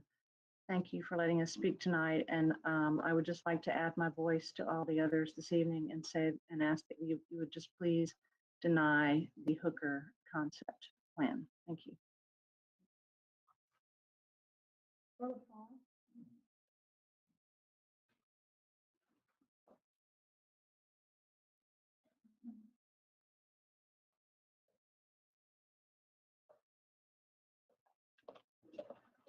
Hello, my name is Philip Hall. I'm at 1275 Hunters Trail Drive. You just heard from my wife, Marguerite.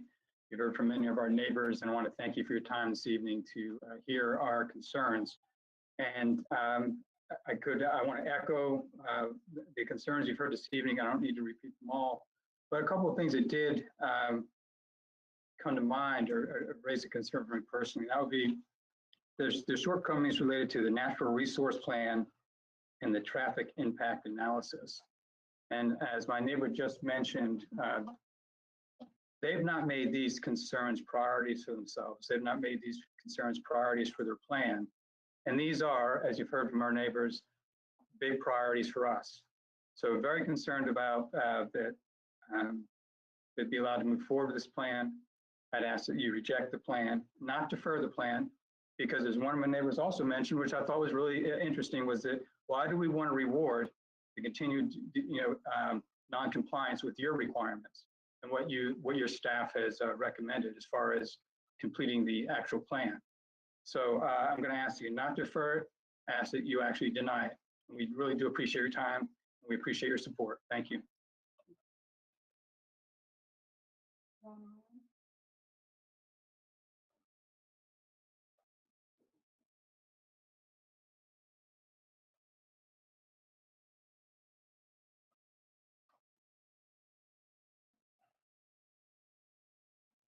Yes, I'm John Allen. I live at 1183 Sneed Road. My wife and I have been there for over 22 years. I'm here to urge you to vote against this project. I have three main reasons for being against it. One, and it's very important, is stormwater runoff. My house is across the road from the projected entrance to this project. At the present time, that property is in pasture and woodland, and it still floods our property. There's only a single pipe that goes under Sneed Road and onto the property of my next door neighbor, Steve Harlan. Every year, 3 or 4 times, we flood. We flood now. I can't imagine what would happen when you put paved roads, 100+ houses, sidewalks, driveways. It'll throw water all over us. My second opinion or objection is what everybody else has, is the added traffic to our already overburdened roads. It takes me now 10 or 15 minutes to get out of my driveway on a school morning. We just can't take more people. And I'm sure that these houses will throw a lot more students into our already overburdened schools. My third objection is the damage to our property values. People don't come to Williamson County to be jammed together. They come here for privacy and peace. Nobody wants to be across the road from essentially what it looks like on paper is a white collar trailer park. And that's what this looks like. And I urge you to vote against it. I appreciate your time. Thank you.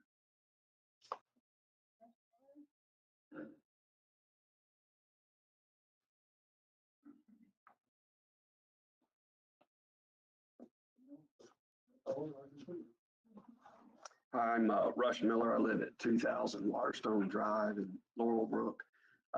We're part of the 8th district, 8th voting district with Barb Sturgeon and Jerry Rainey.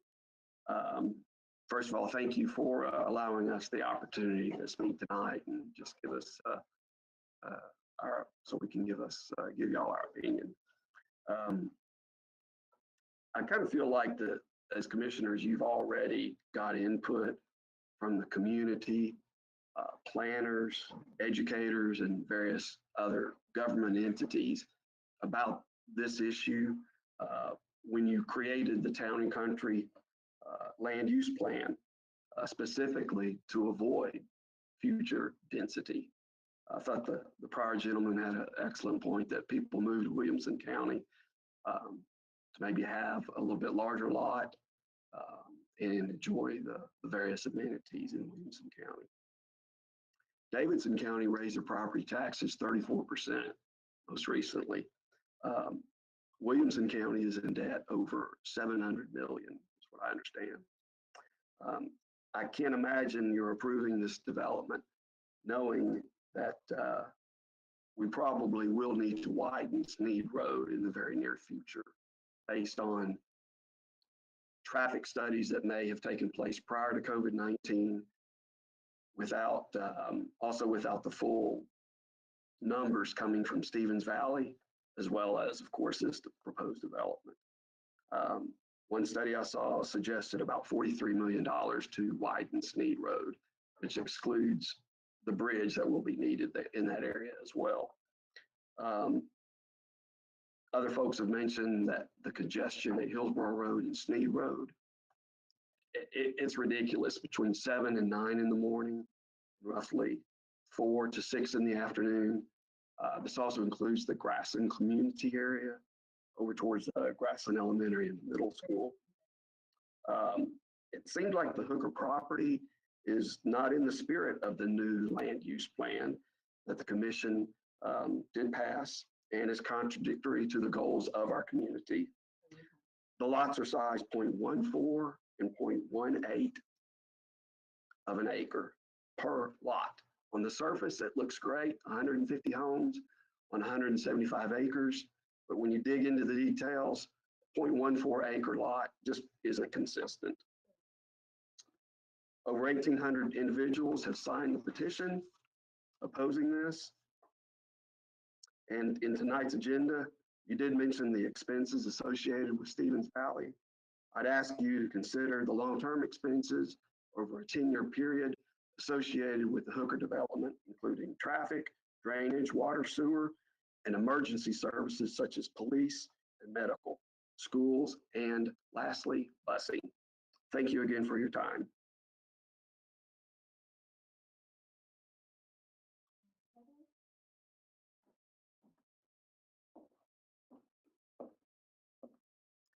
Hi, thanks so much for taking time away from your family and doing this for everybody and letting us speak. I'm a single mom and I understand how important these nights are. I had to leave my kids at home myself just to be here, but I'm Heather Morrow-Krall. I live at 2754 Broyles Lane. Over the last 8 years that I've lived there, I've seen multiple developments and changes to the area. Some of these changes have respected our community and the integrity of it, and some have not. The addition of Stevens Valley, which is still continuing to grow, has led to a massive influx of traffic and subsequently traffic accidents. Most notably this past summer when an accident in the area claimed the life of a 20-year-old named Anna Miller. In addition, we're continually dealing with traffic interference from work and utility trucks that are working to manage the massive rise in our population in the area. It's not just inconvenient, but it is dangerous as these 2-lane roads have already got blind turns and they have blind driveways as well as little to no shoulder.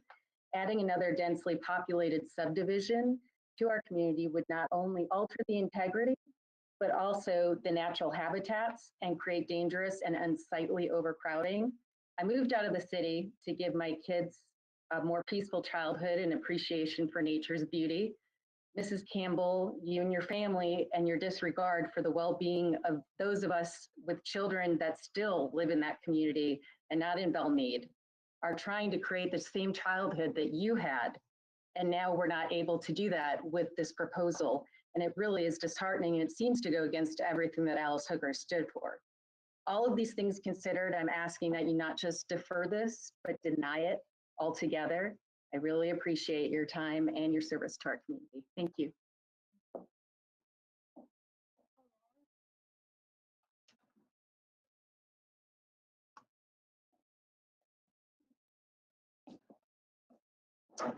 Hi, I'm Paul Wallace. I live at 324 Vaughn Road. I appreciate y'all's time tonight, and I know it's an investment in the service that you offer in support of our community. And I also I appreciate Lisa being here and speaking to us. I've known her family for my whole life and think very highly of them. I hate to speak against in opposition of this, but I am opposed to it for all the reasons as you've heard. I've heard a lot of great reasons, although nobody mentioned the native burial grounds that a lot of other developments have come across, and I presume that'll be in the plans. I guess the one thing I wanted to talk about that may be slightly different than others is just the process, guys. I was confused by all of the deficiencies in the original plan. I mean, these are the best advisors money can buy, Reagan Smith, Willard Lanson. These are the best of the best. They've done this before. So the remarkable deficiencies were confusing me. And then I was at Chipotle the other night, and I'm in line at Chipotle, and you guys have been to Chipotle or some restaurant where you go there and you have to order your food before you sit at the table. So I'm in line, and because of COVID, there are fewer tables, but I'm kind of doing the math in my head, and I'm thinking, all right, I'm going to get a table. It's going to work out. And then, when you know it, a guy comes in behind me, actually behind me, and he puts his jacket on one of the tables. And then he gets in line to get his food. And that's when it struck me, listen, the whole crux of the issue is, was it an application before you guys passed the new zoning ordinance, or was it an application after? And it speaks to the density here. Reagan Smith did not have a minor oversight. It was not accidental that this happened. This was on purpose. This was the jacket on the table to reserve this high density. I urge you guys to see this for what it is. Let Lisa and the family develop the property appropriately.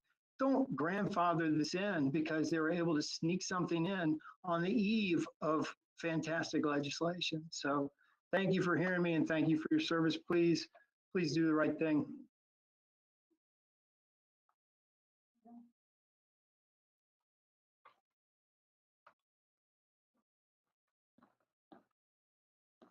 Hi there. Thank you for your time tonight. My name is Stephen Link. I live at 1431 Sneed Road. Actually turn out onto Sneed Road every day. Have 3 children there. I don't have a lot of the experience that some of the people that have spoken before me that have been around this area their entire life. But what does make it unique is that I distinctly remember the first time I saw this area. It was about a year before we moved in, and I remember coming down Vaughn Road, finding this amazing region and thinking that I cannot believe places like this still exist, and that you can actually live there and you can find a house. And then amazingly, around 8 months later, a house opened up that my family and I were able to move into. I urge you not to defer this, but please deny this request. The property, the roads are exactly where I travel every day, where my family travels, where my children in roughly 3 years will be pulling out onto Sneed Road. It's absolutely the most terrifying moment of my life, pulling out on the Sneed Road every morning and turning back on into my driveway every night. Again, I don't have much else to add except for clearly the proposal they've made forward. They have not shown they will take care of this property. They have not shown that the due diligence that we expect from them to be custodians of this land that cannot be replaced. They will not take care of it like we need someone to. So please do not defer. Please do not. Thank you.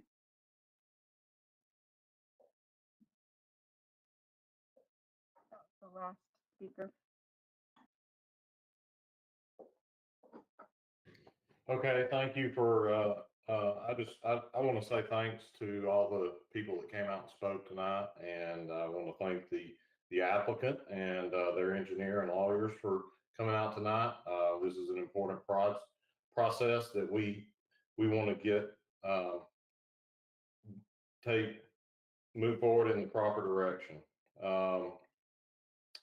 I will not, since the current recommendation is for deferral, I will not close the planning commission or the public meeting at this time. We will hold that public meeting open should the deferral stand for the December meeting. And with that, I'm going to open it up to the planning commission staff for discussion. And please acknowledge yourself, and we'll let you speak. Excuse me, Mr. Chairman. Yes. This is Commissioner Lathers. I would like to request that we see the presentation tonight. I don't believe that the deferral, whether we defer or deny, should be contingent on not seeing the presentation. I think that information is useful upon which to base our decision, whether to defer or to deny. That's just my request. Thank you.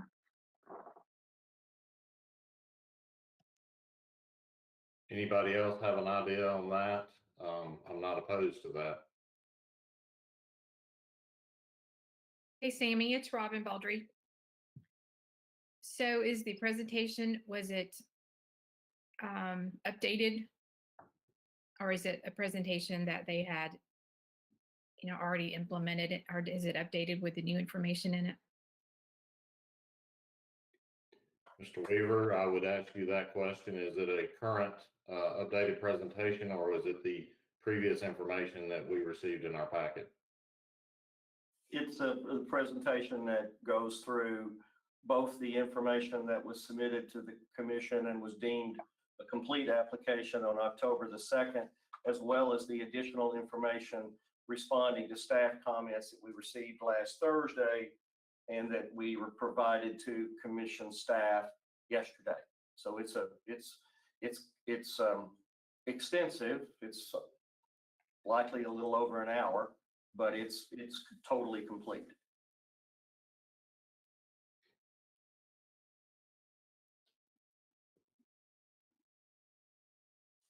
This is Commissioner Richter. I have a question too about the reference to the zoning ordinance allowing submittal after the deadline. And just for my own understanding, it talks about information that applies to members of the public. And is the information what we're going to be seeing and that was submitted, how does that apply to the public? And or is it information that allows them to privately develop their land?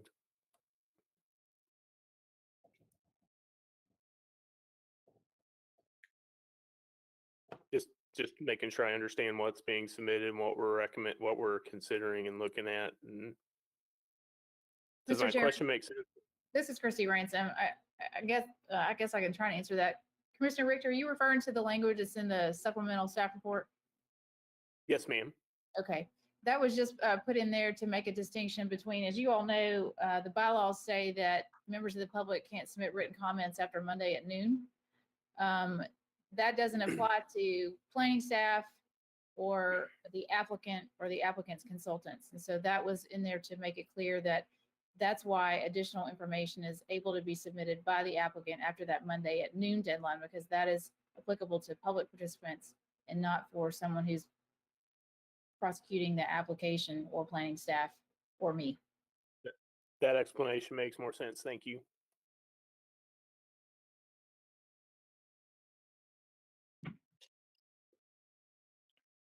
This is Don Crohan.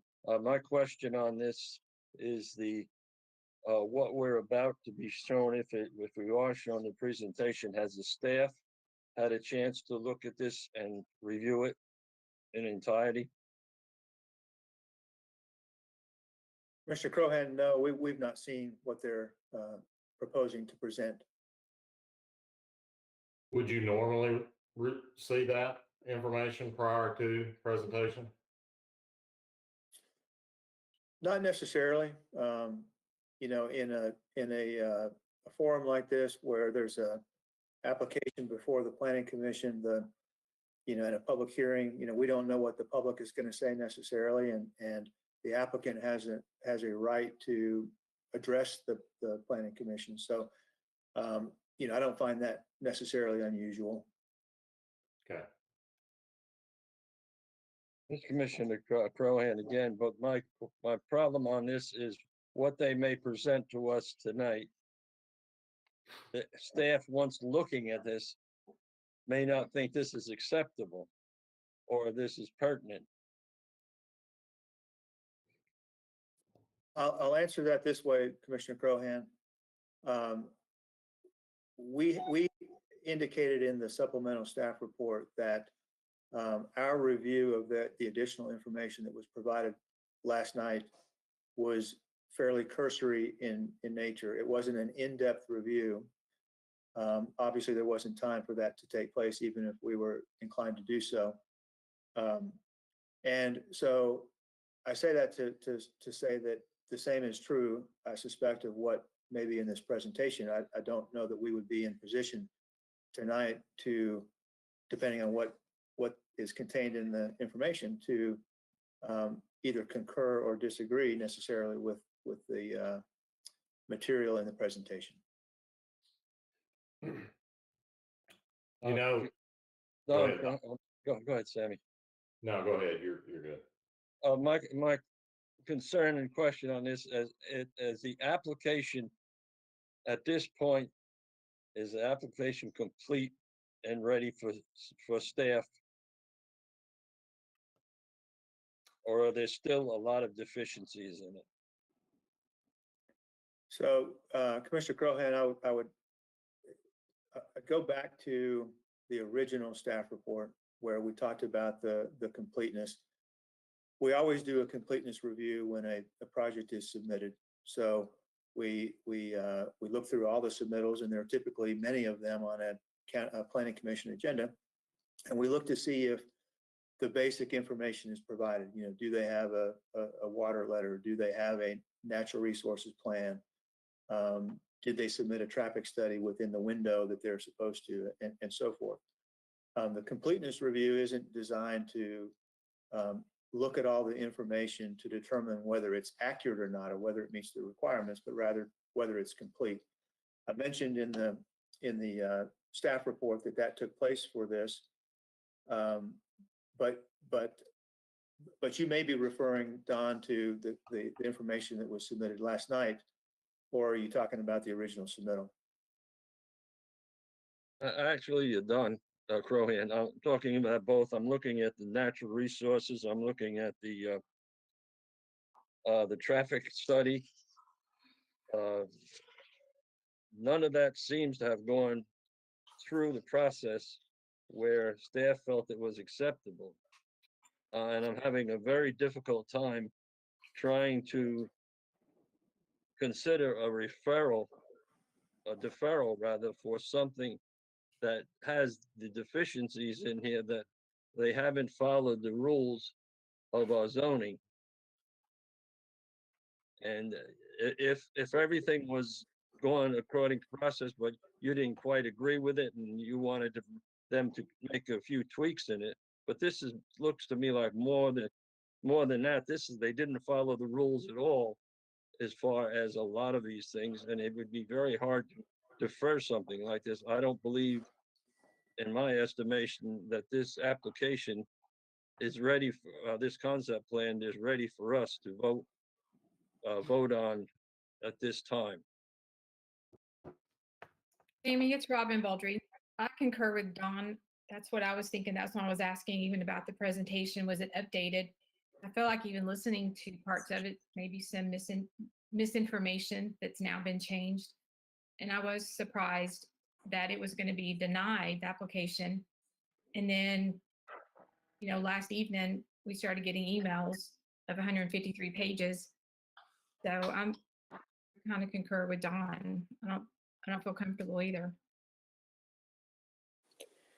This is Commissioner Rose, and I feel the same way. I feel like if we've got all this information that's come in a day before, I believe that staff needs a chance to look that over and see, a complete application, as I believe Mike was saying, is not the same as an application that meets all the requirements within the different pieces of the application.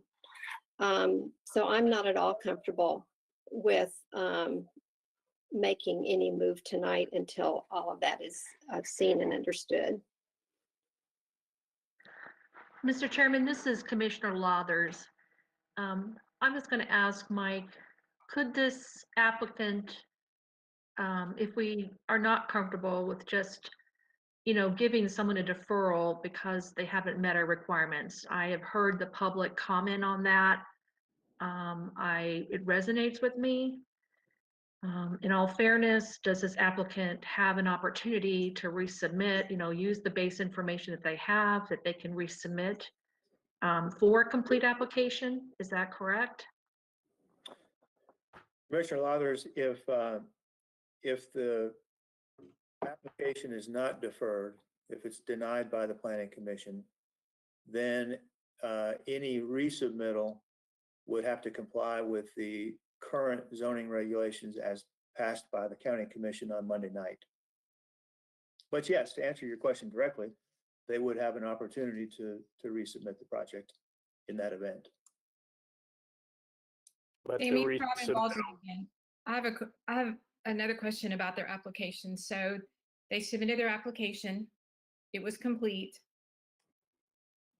but it did not meet everything. So it was going to, basically their application was going to be denied.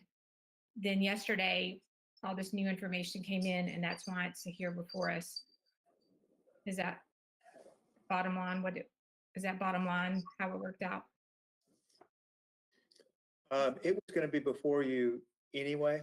It was going to be before you with a different staff recommendation. But yes, we concluded last week that as submitted, as presented at that time, we did not feel like it met the criteria of the zoning ordinance. And so because of that, we have to review what's in front of us. Right. And that was the basis for our recommendation. So yes, you're right. With the flurry of emails that came in last night, and in a cursory but somewhat thorough review of that, there was information contained in there that made us feel differently about the ability of this project to comply with the regulations without a significant redesign, which was not the case a week ago based on the information available to us at the time. Mr. Chairman, would it be appropriate for the applicant to wait until y'all are finished talking, or could I interject one, I think, important point?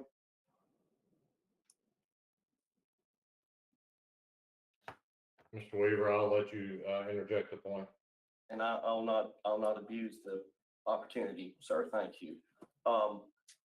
It would be, I think, relevant to note that we received a written request for additional information last Friday, just a few days ago. And so while, yes, we did work all night Friday night and all day Saturday and all day Sunday and Monday and Tuesday to get this information pulled together, we received the commission's staff's request for these additional clarification items only last week. We haven't been sitting on this for weeks and weeks and weeks. And until that time, we were working under the understanding that both the commission staff was recommending for deferral and that we were going to be acceptable to that request for a deferral literally until last Friday. So I would hope that, irrespective of some of the public comments that were made, and clearly there was some misunderstanding, there were some miscommunications throughout this couple of month-long process since we've been deemed complete on the 2nd of October. We only got this request last Friday. And until last Friday, all of us in this room were working under the assumption, based on written communications from staff, that we were going to be deferred till December. Thank you, sir. My question would be, why would we be working towards a deferral? Why would we be working towards a completed application so we could make a decision tonight? That kind of stands out to me, that instead of working towards tonight so we can either approve it or deny it, why were we working towards a deferral? There was one request from staff having to do with a highly technical water resource analysis, a hydrological determination that our consultant just simply couldn't produce in sufficient time for staff to be able to review it. They felt adequately for the meeting tonight. And so we agreed to that.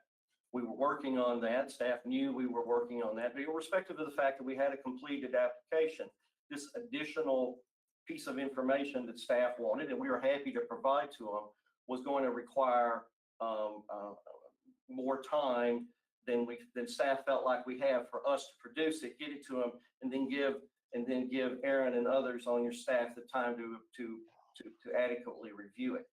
And while you have it now, we weren't sure we were going to be able to get it to staff in time so that they could have the opportunity to review it tonight. And that's why we were all working under the verbal understanding that staff was going to recommend deferral again until last Friday. The staff was going to recommend deferral, that we were going to go along with it. And the commission's history, this is not the first time Reagan Smith or Waller Lanson's been in front of this body. And typically you guys frankly grant deferrals when staff asks you to. And that changed last Friday.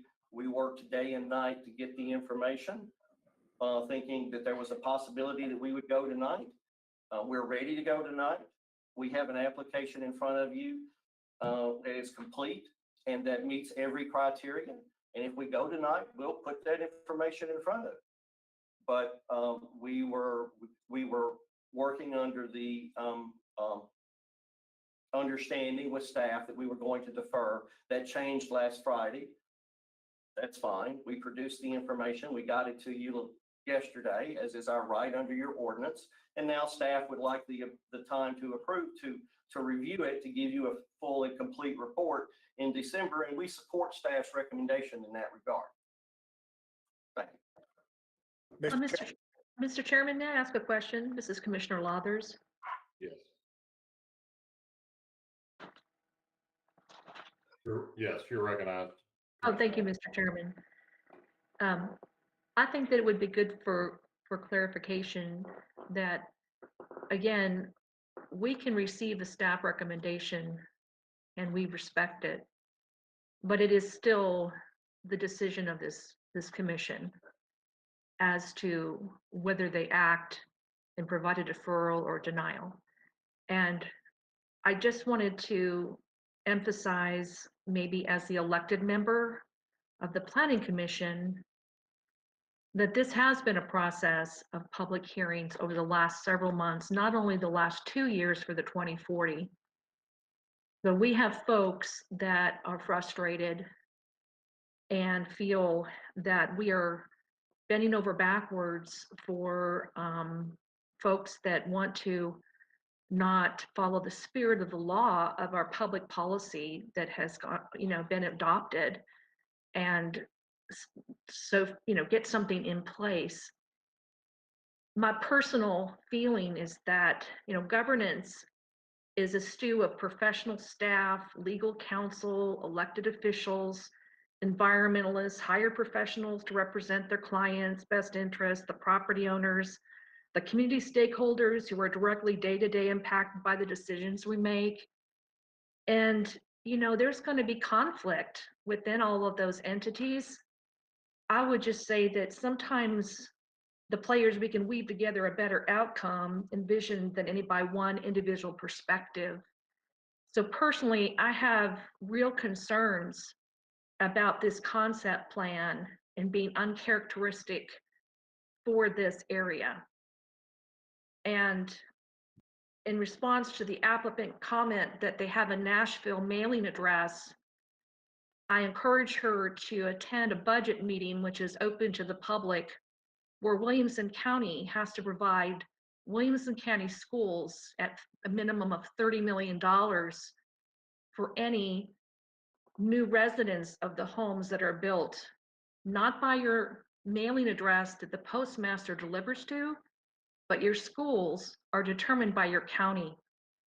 And we went so far as to come up with an educational impact fee to help these new growth, help defray the cost, and we were promptly sued by the Home Builders Association. So as one of these members, I'm wearing many hats tonight. I've heard my colleagues, the county commissioners of the respective districts speak, and I will say that I have grave concerns about this plan. Thank you.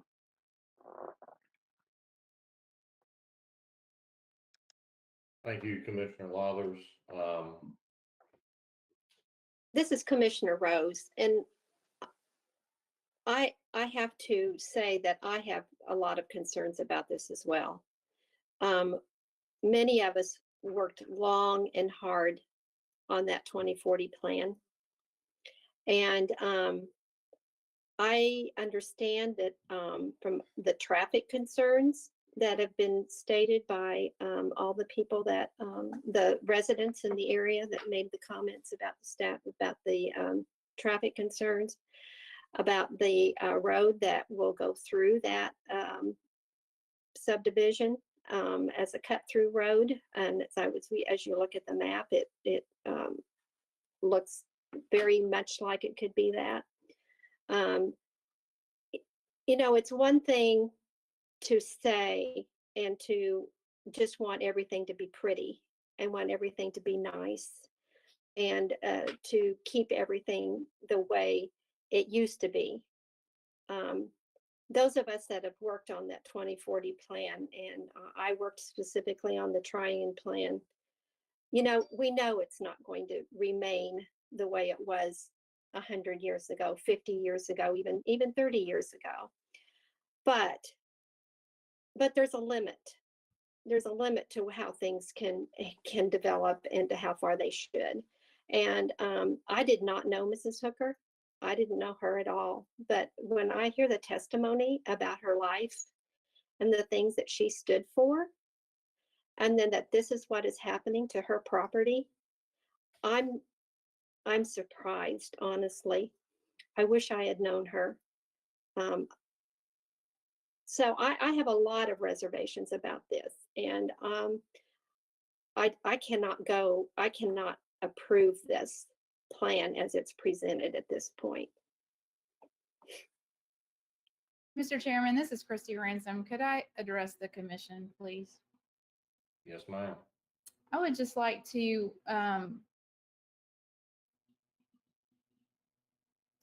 when the planning commission takes action, the planning commission has to state its reasons for doing so, and you have to have material evidence in the record to support that action.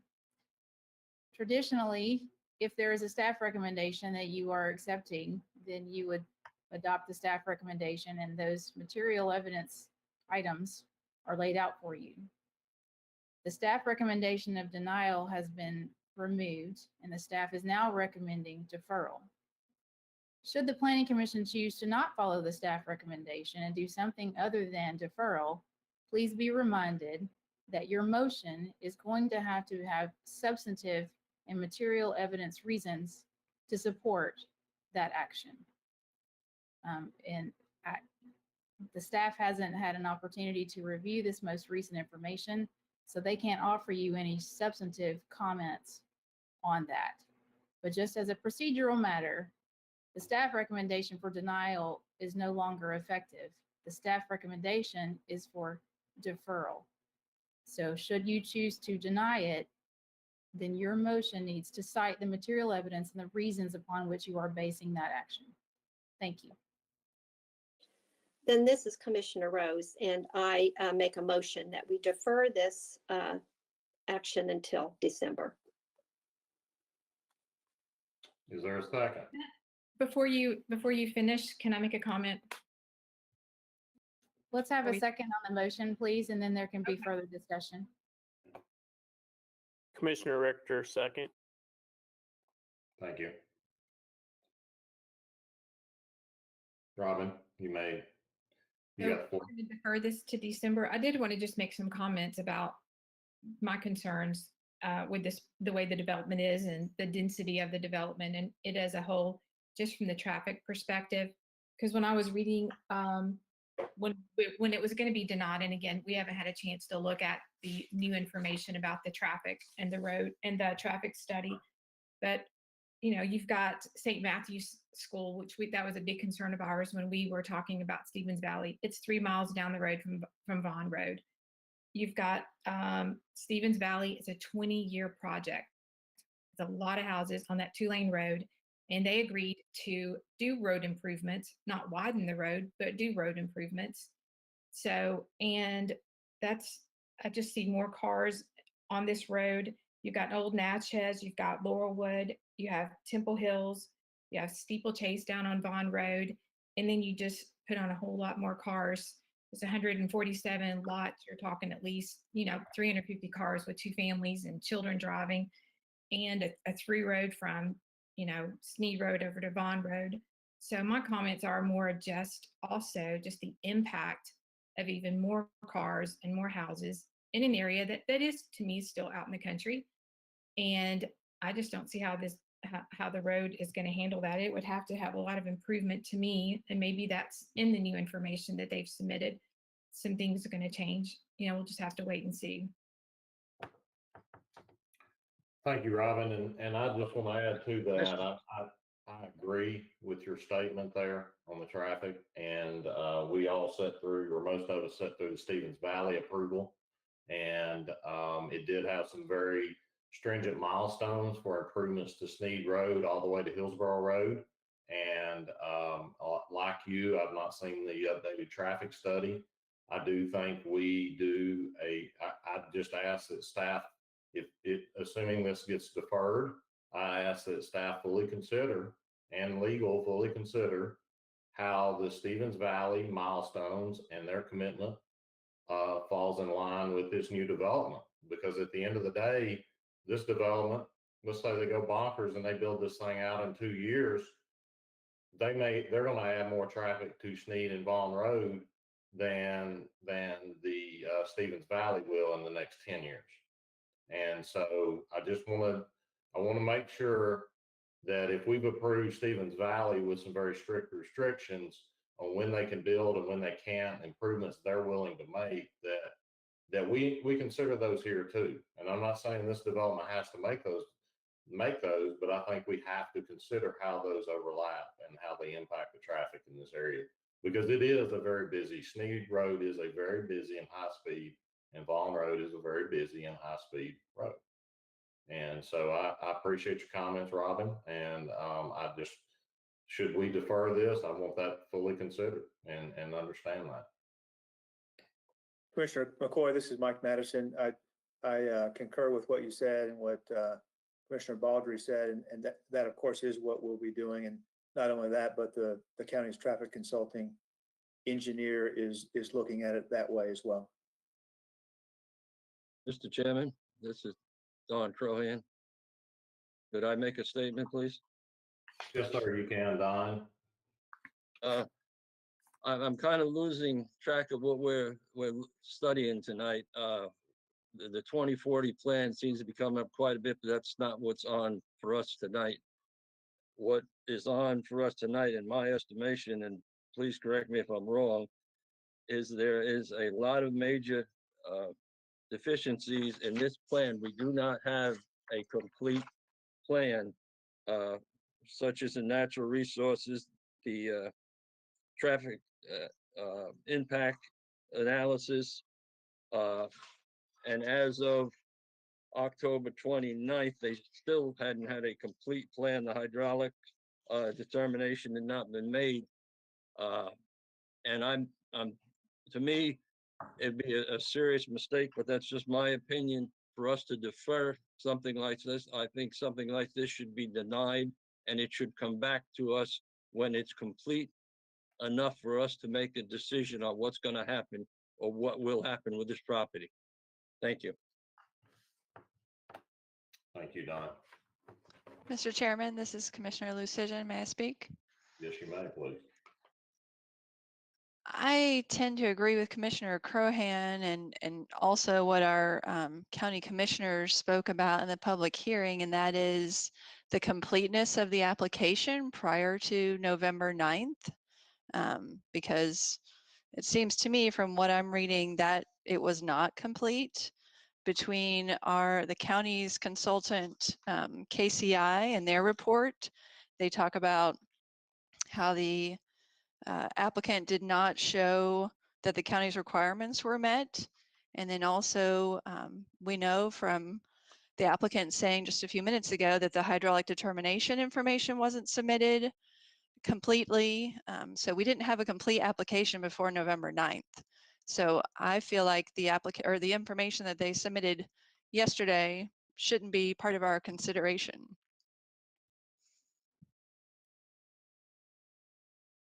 Thank you, Jessica. This Mr. is Chairman, this McCord. is Christy I have a Ransom question. again. I thought we had a motion and a second on the floor to defer. That is correct, sir.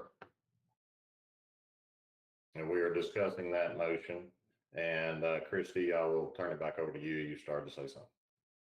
Yeah, thank you, Mr. Chairman. This is Christy Ransom. Just very briefly,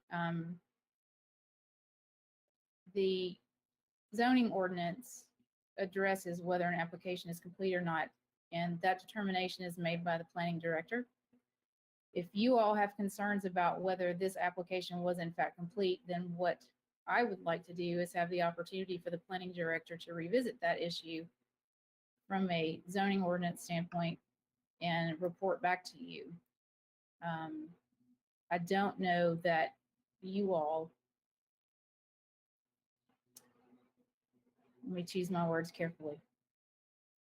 I would like to look at the zoning ordinance authority as it's described in relation to a completeness review and the planning director, and how that falls in relation to the application as it proceeded through our review cycle and what you received last evening. I would like to work with the planning director to review that and see if it does in fact meet the zoning ordinance standards for a completeness review. But again, that's something that the zoning ordinance specifies is a determination made by the planning director. So my question, Christy, we do have a motion on the table right now. What does it take to do what you've asked? Should you choose to defer it, as part of the staff's review of the application materials, we could also look and see, based on the zoning ordinance standards, whether that first application was in fact complete. And report back to you as part of the staff report for the December meeting. If it was, then this will proceed, and the materials that they've submitted will be reviewed by staff, and you'll be brought a substantive recommendation. If it wasn't, then we'll explain to you why it wasn't and support that determination based on the law and how it's described in the zoning ordinance. Yeah, and I'll say that's kind of where I am tonight too. And I feel like there's been a lot of information. There's been an application submitted. There's been a lot of information that's followed up immediately. And I don't want to defer just to allow more time for additional submittals. At the end of if we defer tonight, I won't done what you just said, Christy, which is review the information that up until what I received last night at 11:32 p.m. And make sure where we stand, because planning director was not given the opportunity for a fair review. So it is in the property owner's rights, but it's also in the everybody else's rights to make sure that we get that right. And I think that's where we are. And I mean, unless there's more discussion here, we can vote on the current recommendation. Mr. Chairman, can I make an amendment? Could I make a comment, please, on what the council just said? So I'm gonna let Beth Lathers do it first. She spoke up first. Please. I'm sorry. No, that's okay. Don, I was just going to, resonated what you said, Sammy, and so I wondered if there was a way to amend the motion. I'm gonna make a motion to see if this flies or how y'all feel about it. Amend the motion to deferral to provide the planning director to review all information that was submitted based on the appropriate timeline and nothing further following today's meeting. That was the intent. This is Commissioner Rose, and that was the intent of my making the motion to defer. Thank you. Can you do a second or someone? I second it. It's Robin Baldry. Mr. Chairman? This is Christy Ransom. I'm not sure I understand the intent of the amendment. I think that Chairman McCoy just kind of stated it. He said that I would like the planning director to have the sufficient opportunity and time to review the complete application, if it is truly complete, any information that's come up suddenly prior to tonight's meeting. And so I would like to afford him the professional courtesy of reviewing that and making that decision. What we are hearing from folks, we're not wanting to reward applicants by just giving them more time to get their application complete. We've spent a lot of time on this evening. So my amendment to the motion of deferral pertains to the planning director's review of what has been officially submitted. Thanks. It can go up and down or down, but that was my intent. Mr. Chairman, this is Don. My question on this for our council was, and Mike can step in on this one too. I understood what I have been sent and what literature I have in front of me, that the staff was saying that it was not correct at this time, that the applicant had not met what it was needed for the concept plan at this point. Am I wrong on that, staff? That's correct, Commissioner Crohan. You know, in that we determined last week when we sent the agenda packet out and the staff recommendation that at that point the material in the application showed that it did not meet the requirements of the zoning ordinance. Oh, I thought that's what we are supposed to be voting on, what we have in front of us. Chairman McCoy, I have a question. This is Lucision. Yes, ma'am. I agree with Commissioner Crohan. One of the items in our packet was attachment 15-5 about determination of application completeness. And from the way I read it, in our packet, I thought this was showing us how and why it wasn't complete before November 9th. So if we were going to, move on your amendment, Commissioner Lathers, I'm wondering if that should state a review of information received before November 9th or November 6th. I'm not sure which date, but it definitely doesn't sound like it should go up through last night's information. So, Well, Christie, yeah, go ahead. I'm sorry, as I'm reading the second page of that additional piece on item 15, I mean, it states in there that section 9.1.1 of the Planning Commission bylaws allows the applicant to submit written materials after the deadline for providing information that applies to members of the public.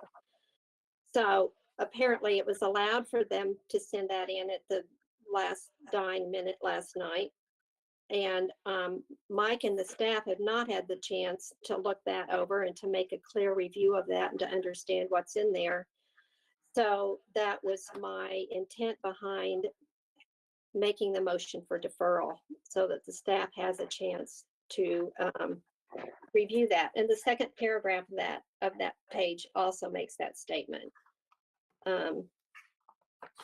What additional time necessary for staff to review this additional information. Staff is now recommending that action on this item be deferred until the December 10, 2020 Planning Commission meeting. So I'm just following through with what was provided to us by the staff. Yes, ma'am.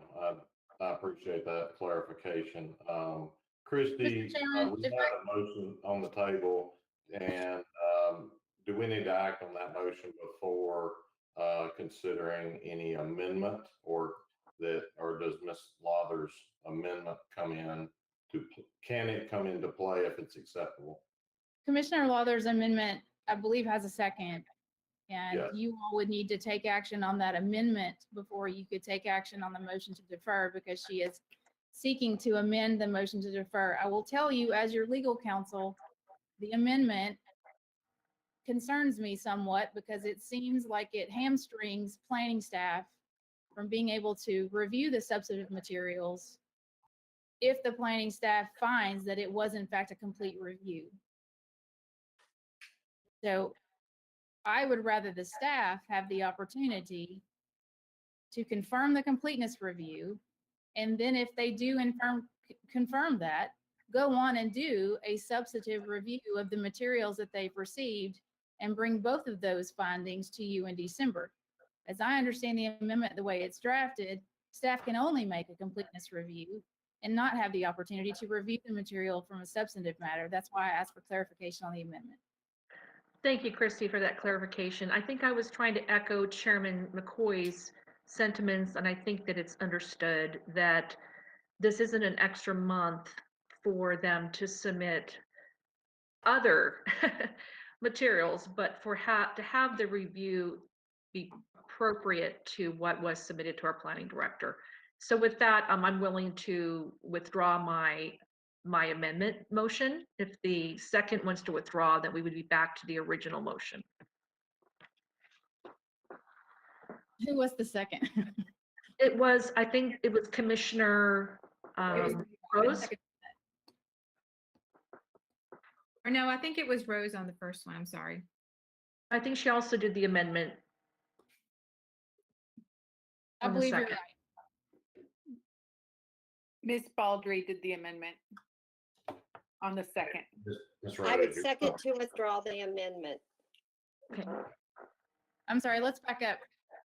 Commissioner Lathers made the motion on the amendment, and Commissioner Baldry, you made the second on the amendment? Yes. Okay. Okay. Commissioner Baldry, are you withdrawing your second? Yes. And therefore the motion to amend is also withdrawn. So on the table for you now is just the motion to defer to December.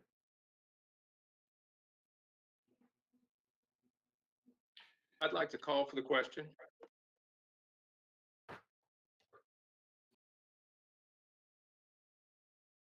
That's a proper motion.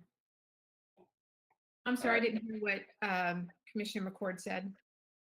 He has to call the question. Right. Do you need a second for that? Yes.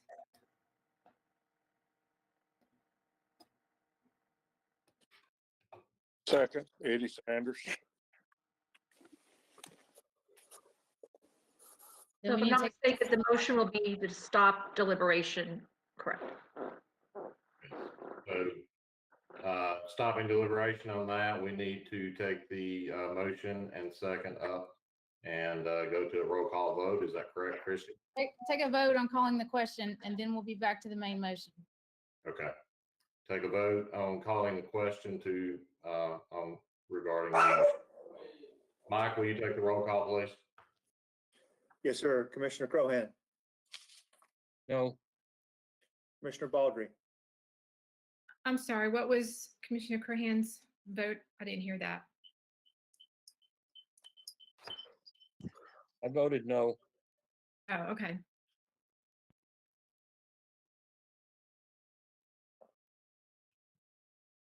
Commissioner Baldry, So we're voting to cease our discussion and move on. The vote is to end discussion on the motion and to move to a vote on the motion. Okay. Yes. Commissioner Hatcher, No. Commissioner Lane, Yes. Commissioner Lathers, No. Commissioner Lucision, No. Commissioner McCord, Yes. Commissioner McCoy, Yes.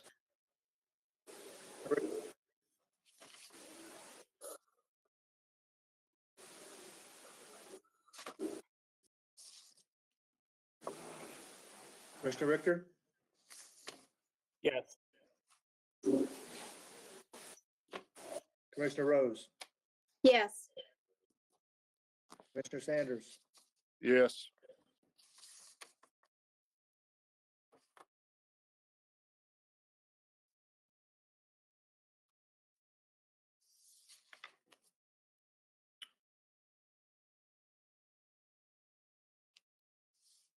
Mike, did you take the tally? I'm sorry. well, bear with me for a second. Commissioner Hatcher, how did you vote? No. Commissioner Lathers, No.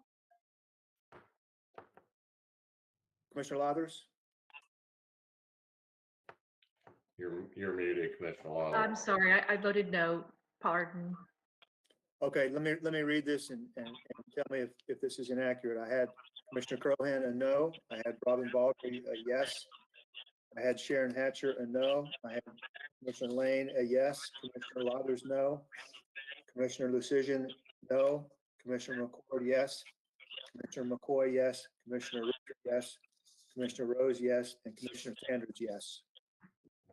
Is that correct? In that case, the motion passed. Thank you. The motion passes 7-4. All right, so now we're taking up the no further discussion of the motion that we have on for deferral till the December meeting. Mike, take the roll call vote, please. Commissioner Crohan, No. Commissioner Baldry, Yes. Commissioner Hatcher, No. Commissioner Lane, Yes. Commissioner Lathers, No. Commissioner Lucision, No. Commissioner McCord, Yes. Commissioner McCoy, Yes. Commissioner Richter, Yes. Commissioner Rose, Yes. Commissioner Sanders. Yes. Looks like that. Motion passes to defer to December.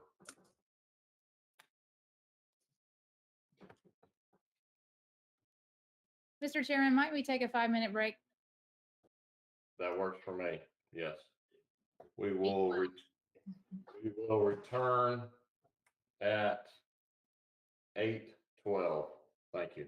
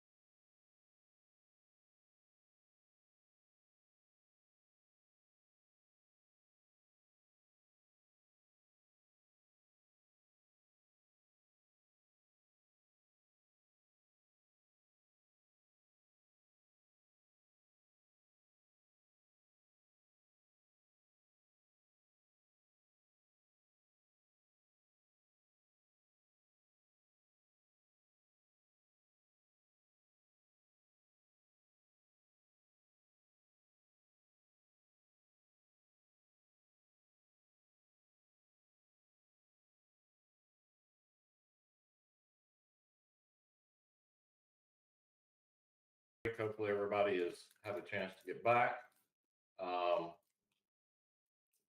I believe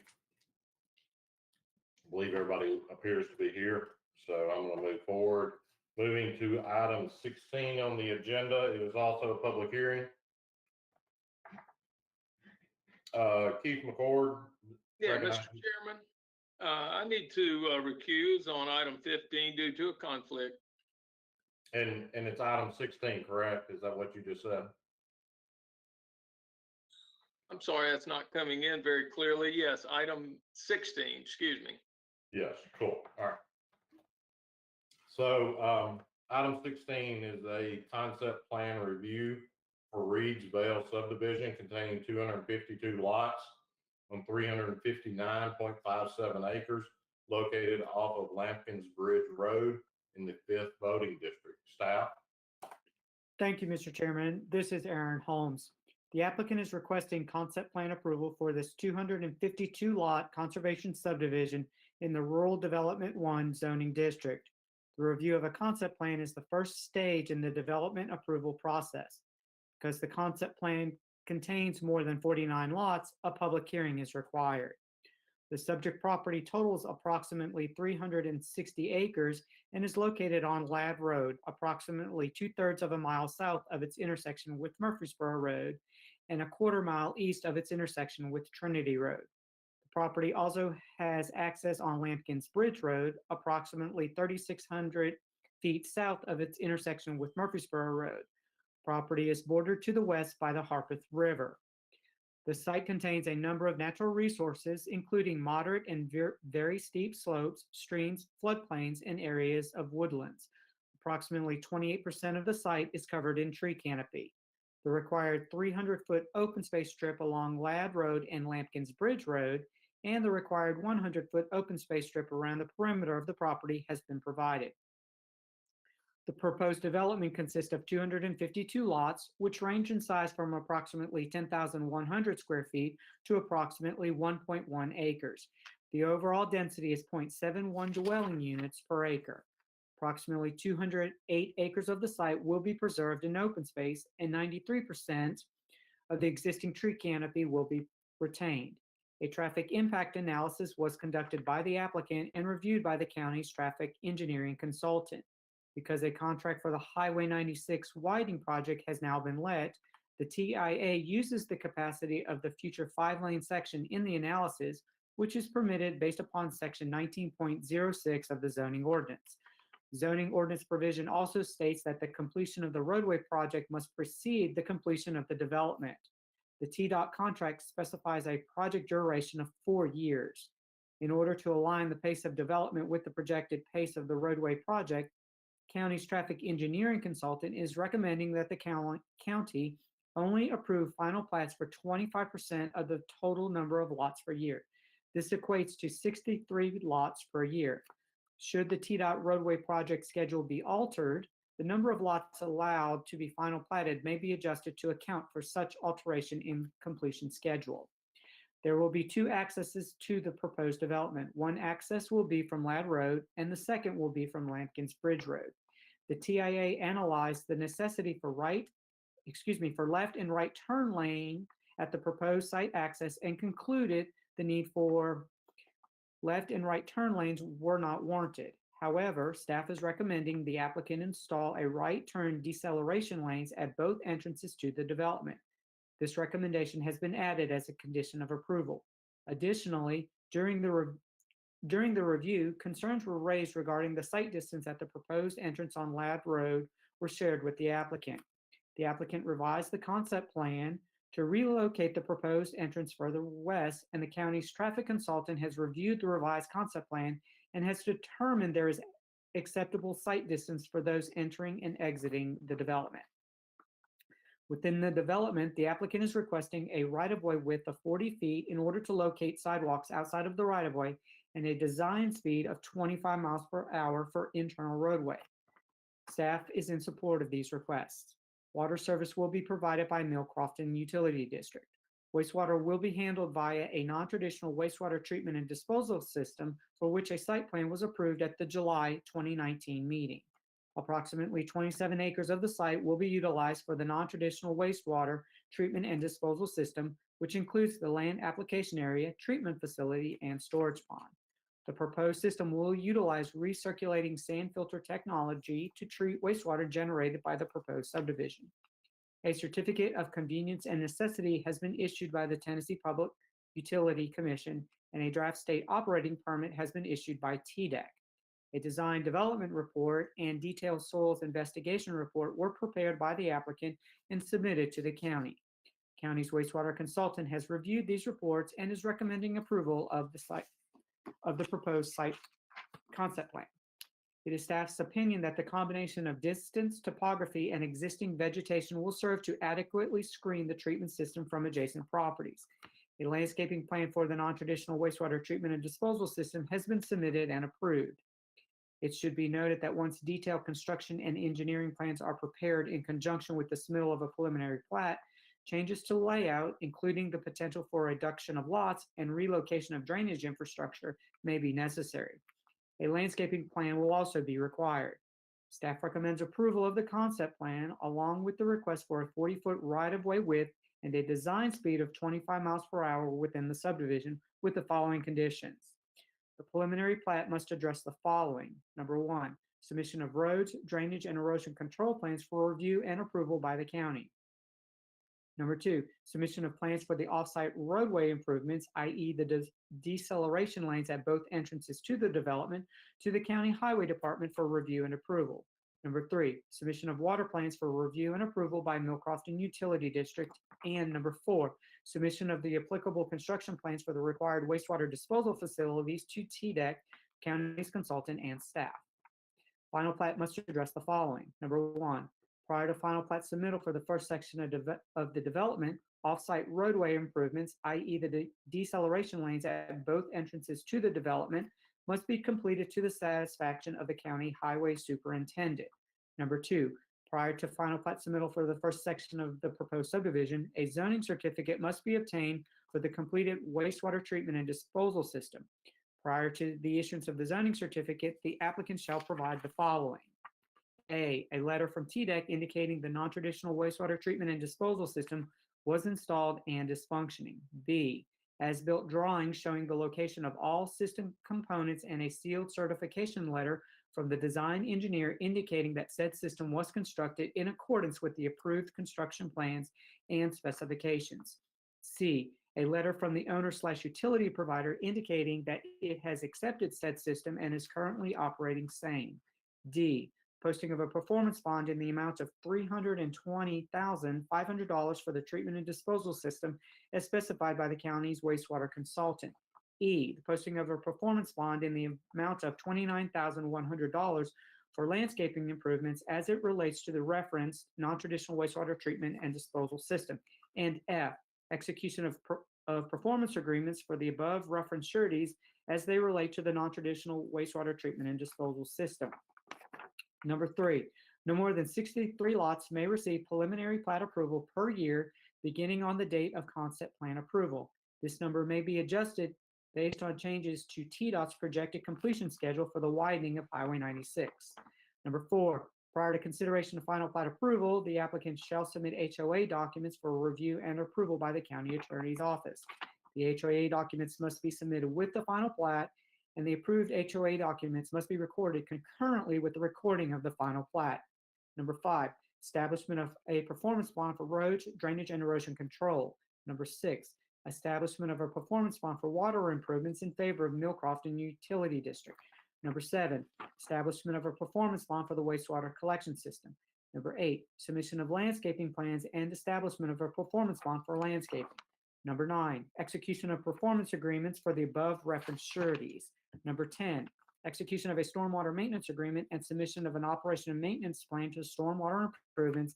And number 11, submission of the approved final plat in DWG format on recordable media based on the Tennessee State Plan Coordinate System prior to signature and recording of the plat.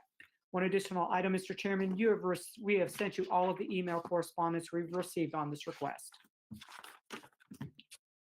Thank you, Aaron. I appreciate that. I want to first ask if the applicant has any representatives on the call that need to address the planning commission? Yes, Mr. Chairman. My name is George Dean. I'm an attorney from Nashville with Toon Inchkin and White. I'm here on behalf of the applicant. We also have on the line, I believe, our engineers from SEC Engineering who will be available to respond to any questions that the commission may have. Thank you. Is there anything from the engineer, or are we ready to move towards the public hearing? This is Richard House with SEC. We're good at this time. Thank you, sir. All right, we will open the public hearing at this time, and the staff at the office will call the individuals up for speaking, and you will have 3 minutes to speak, and I'll turn it over to them. Thank you. Can I start? Yeah. Okay, Melissa Savage. I live at 4102 Trinity Road. I'm a lifelong county resident. The traffic study for Reedsville subdivision has an error with regards to the posted speed limit on Ladd Road. It's 30 miles per hour, not 40 miles per hour.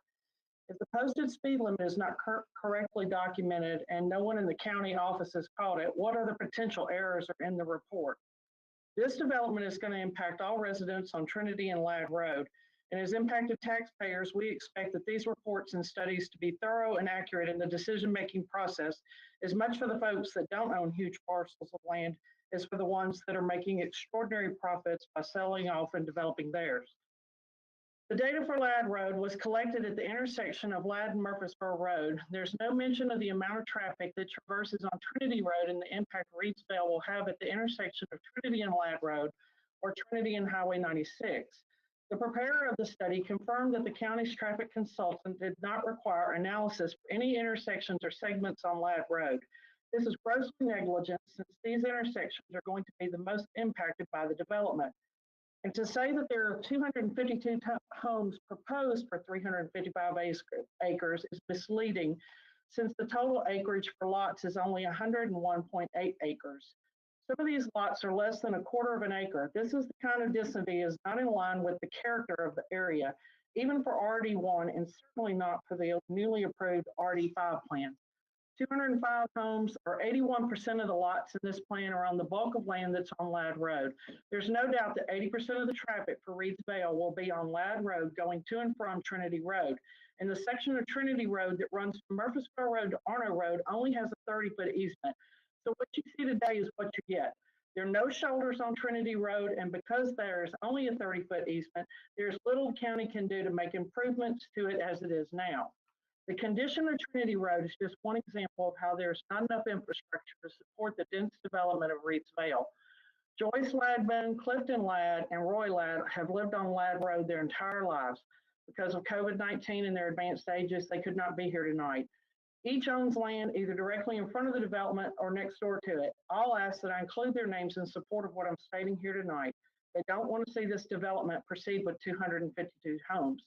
This development mimics a city development, and to put 252 homes in it is making a mockery of the true meaning of rural and conservation. This development should be required to follow the RD5 plan. Please reject this plan. Thank you.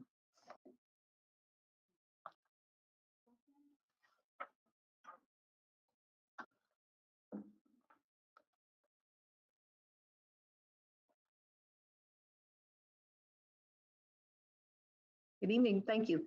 I'm Catherine Bushman. I live at 6254 Ladd Road. It's a 17-acre parcel that directly abuts this proposed development. I have come to accept that there will be some development here in some manner or another, but the proposed plan is just hugely dense.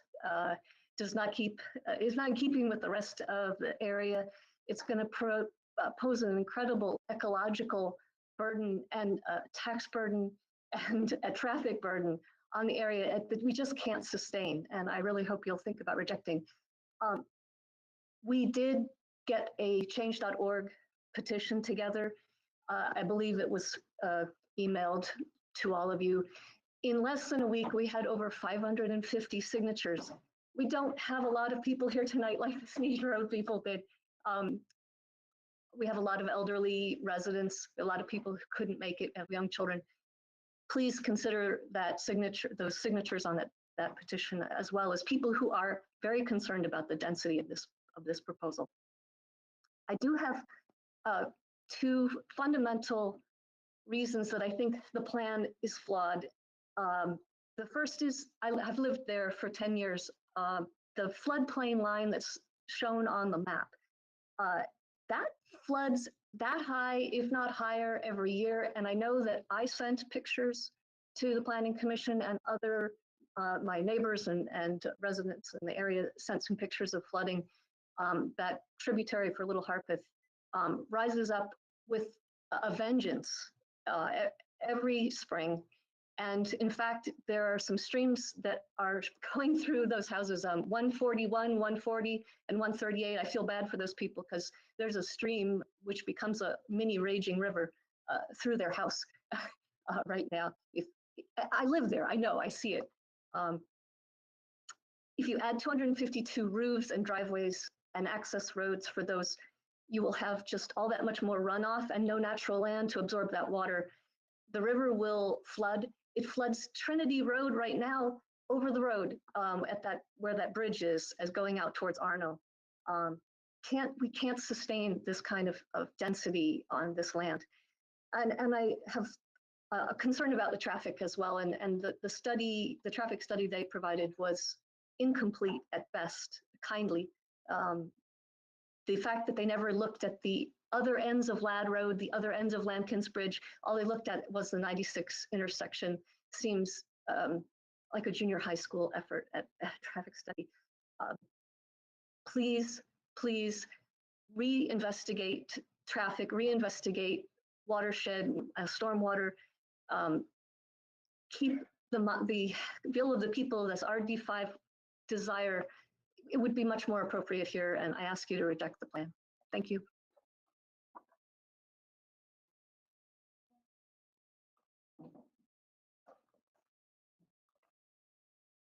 Hi, good evening. My name's Jack Davidson. I appreciate you all staying up so late tonight. I know you've had a long day already, and I appreciate you all on the RD5 recently. That's very good for our area. I live at 4115 Trinity Road, which is not on the map, as you'll see there, but it does impact us, and it impacts a lot of people on Trinity Road. I'll talk about that here in just a second. It seems like this whole concept plan is only about the 350 or so acres, and it's not about everything that surrounds it, because just to the south of that, you've got Page Middle and Page High School, which I'll talk about in a minute, and you've also got Trinity Road, which is a big thoroughfare to get from 96 down to 840 and 96 down to other places on Arno Road.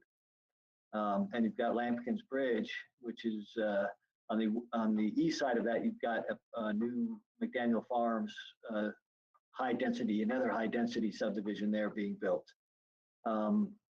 The three things I'd like to talk about are the traffic study, the flooding, potential flooding issues that are raised, and the cemeteries that are on that property.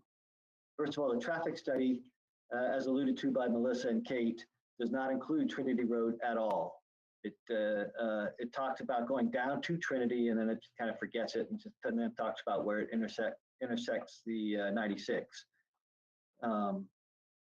So I've been here over 10 years now, and I've had a chance to watch the growth. We spent 2 years looking for a place to live.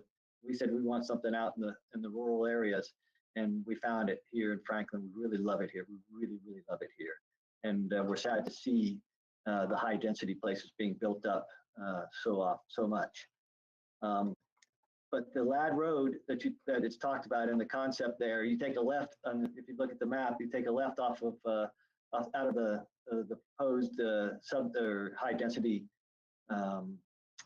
project, take a left onto Ladd Road, you're going to intersect Trinity Road. It T-bones into it, so there's no other place to go. You either could turn right or you turn left onto Trinity Road. And 40% of the traffic coming out of that goes there. It's going to really impact Trinity Road during high traffic times, during rush hour, not just to the high school, but also to get to work, because everybody knows 96 is extremely crowded during the high density times. And if you also take a look at the map, over 200 of the homes are located on the west side of the Harpeth, little Harpeth River that you see there. And I guarantee if I live there, I would go out the Ladd exit, not the Lampkins Bridge, because then I've got the McDaniel Farms to worry about, and it's going to be more crowded that way. So I'm going to come out the out on Ladd Road, and that's going to seriously impact the traffic there. And if I'm going to go anywhere, most of the people will go to downtown Franklin, to the mall. They're going to go to the west of the project. And that means going up on 96, and they're going to go out via Ladd and Trinity Road. And that's really going to impact the traffic there.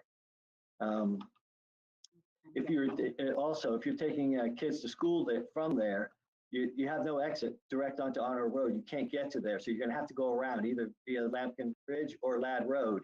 And if you're going to go to Page Middle or High there, you're going to go, well, I'm going to compete with the guys coming out of McDaniel Farms, the 400 plus homes that they're building on McDaniel Farms, or am I going to go Ladd Road where it has less traffic? I'm going to come out Ladd Road and go down Trinity to get to Page Middle or Page High. And that's going to be, can you give me 30 seconds? Yeah. Okay, thank you. There's only 3 of us here, so I'm the last guy.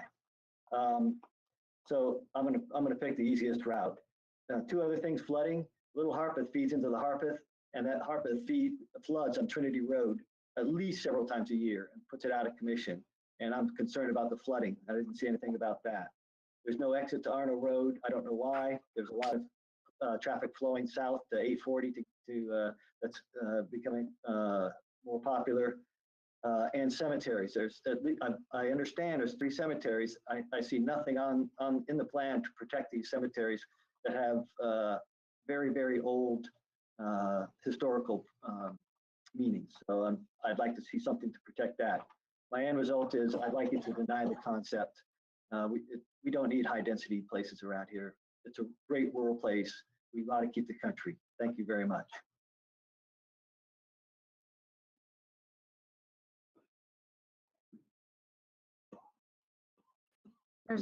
There's no one else. Thank you. So at this time, I will close the public hearing on item 16. And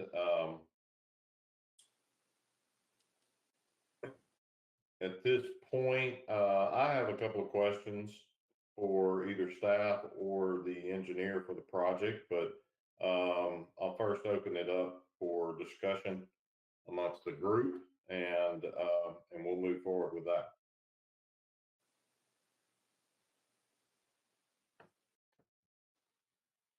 I want to ask about a couple of things. One of the last comments there, and you know, I do want to recognize I appreciate personally the efforts of people to come out and make public comment tonight, and it's a late night for all of us, so I do appreciate that. The final comments there about the cemeteries on the project, and Richard, I don't know if you're the one that can answer that. Are there actually cemeteries out there, and have they been accommodated? I've not studied the details of the plan. This is Richard with SEC again. There is one cemetery that is down on the southern portion of the property around the wastewater area that I know of. I do not know of any others that are on the property. Okay. This is Amy, I have a Commissioner. question. It's Robin Baldry. Hey, I'm Robin. sorry, Ron, did I interrupt you? No, go ahead. So I have a lot of questions on this particular property. So in the traffic study, I think one of the people speaking, they talked about Trinity Road, that it's not mentioned, and it's not. I looked, unless I missed something. So the bulk of this community, and it's a very high density, to me, community and development rather in this area, but the bulk of it will be going out onto Ladd Road. There's only 50 homes or 50 lots that are closer to the Lampkins Bridge Road. the Lampkins Bridge Road. And so the bulk of this community will be going out onto Ladd Road. And if any of you've ever been out on Ladd Road, it's a very it's just a very narrow country road. There's no shoulders, there's nothing. And I was shocked. I was actually shocked that they were gonna the entrance was gonna be in that near the curve on Ladd Road. So I'm glad that they moved it a little bit. But I mean, so you're going to literally have about 200 homes. The bulk of it will be dumping out there onto Ladd Road. And then they're projecting that everyone's just going to turn right on the Ladd Road and go out to Murfreesboro Road. And I know they are widening Murfreesboro Road. That's great, because if you go to Ladd Road now onto Murfreesboro Road, you literally come up on a hill. I live in the area, so I know it really well. Right. And it's a nightmare to turn left. And then Yes. I know that will change somewhat when they widen the road, but still they're projecting everybody to turn right on Ladd Road. And that's just not going to happen. They're going to be turning left on Ladd Road. They're going to dead into Trinity Road. They're going to turn right on Trinity Road, and everyone's going to be turning left. You're going to turn left off of Lincoln's Bridge onto Murfreesboro Road. You're going to turn left from Ladd Road onto Murfreesboro Road, and also Trinity Road. This subdivision, it seems like it's going to be a family subdivision for the most part, because you're going to have houses, you're going to have, families with no children, single people. I mean, a lot, but I would say that there's a lot of people that'll live there that'll be going to the middle school and high school. So they're going to be coming out, turning left on Ladd Road, turning left on Trinity Road, which it's not mentioned in the traffic study, which again is a 2-lane road with several sharp curves in it. It's going to come up to the hill there at Arno Road, and all those teenagers and family are going to be turning left onto Arno Road to get to the schools, which we all know the school situation out there. And one of the gentlemen brought up about the flooding out there. When it rains, Trinity Road from the bridge, there's a bridge there on Trinity Road.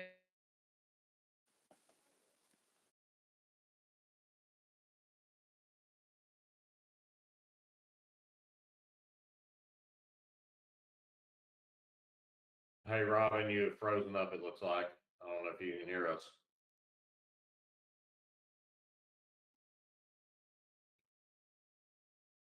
All right, we'll come back to Robin, and we'll pick up where she was talking about the flooding. Are there any other discussion items while we wait on Robin to rejoin the meeting?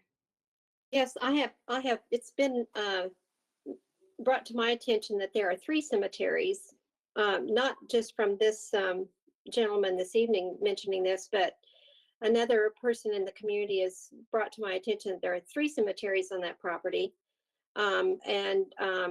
The engineers only recognize that there's 1. I think that needs to be searched out a little bit. Also, my question would be, what accommodations, since they know there's the 1, what accommodations are being made to recognize that in developing this? I would like Mike maybe to give us a little insight on the process for cemeteries, especially as cemeteries are defined in the construction process, if they were run across or something, if they're not identifiable with above ground monuments that are easily seen. So, Mr. Chairman, if the applicant is required to identify and locate any cemeteries on the property, and then the concept plan is required to reflect those, and those features are required to be in open space, set aside so that they can be preserved with an access easement so that descendants can visit the cemetery.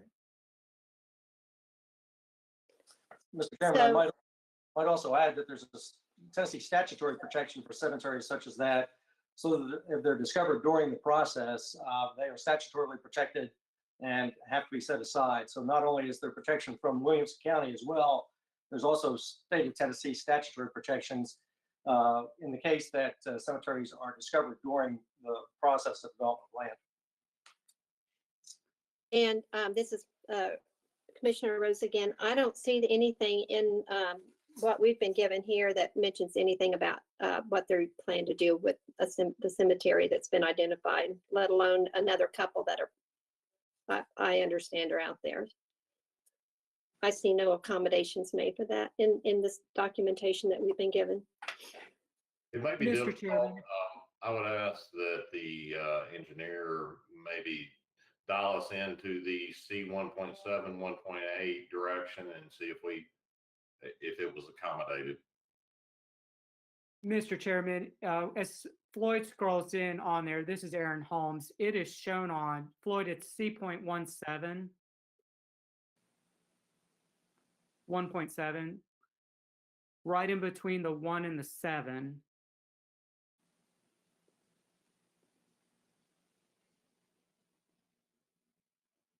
That is the cemetery that's been located, and on the blow up sheets further in that were included in your packet that are not on the screen do show that there's a 20-foot access easement going out to the public roadway. Okay.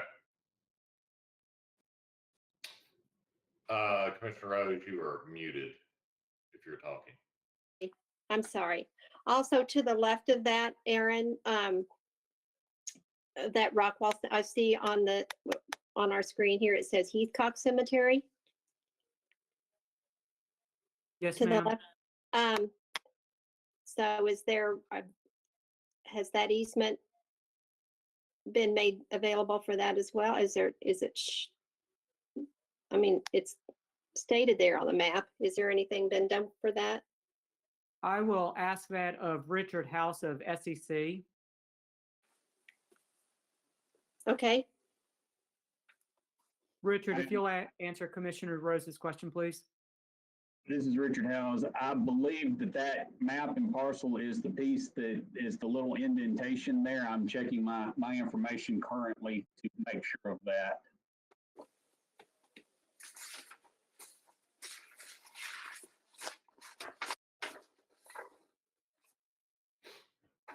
Okay, as we wait for further information, Robin, have you rejoined the call?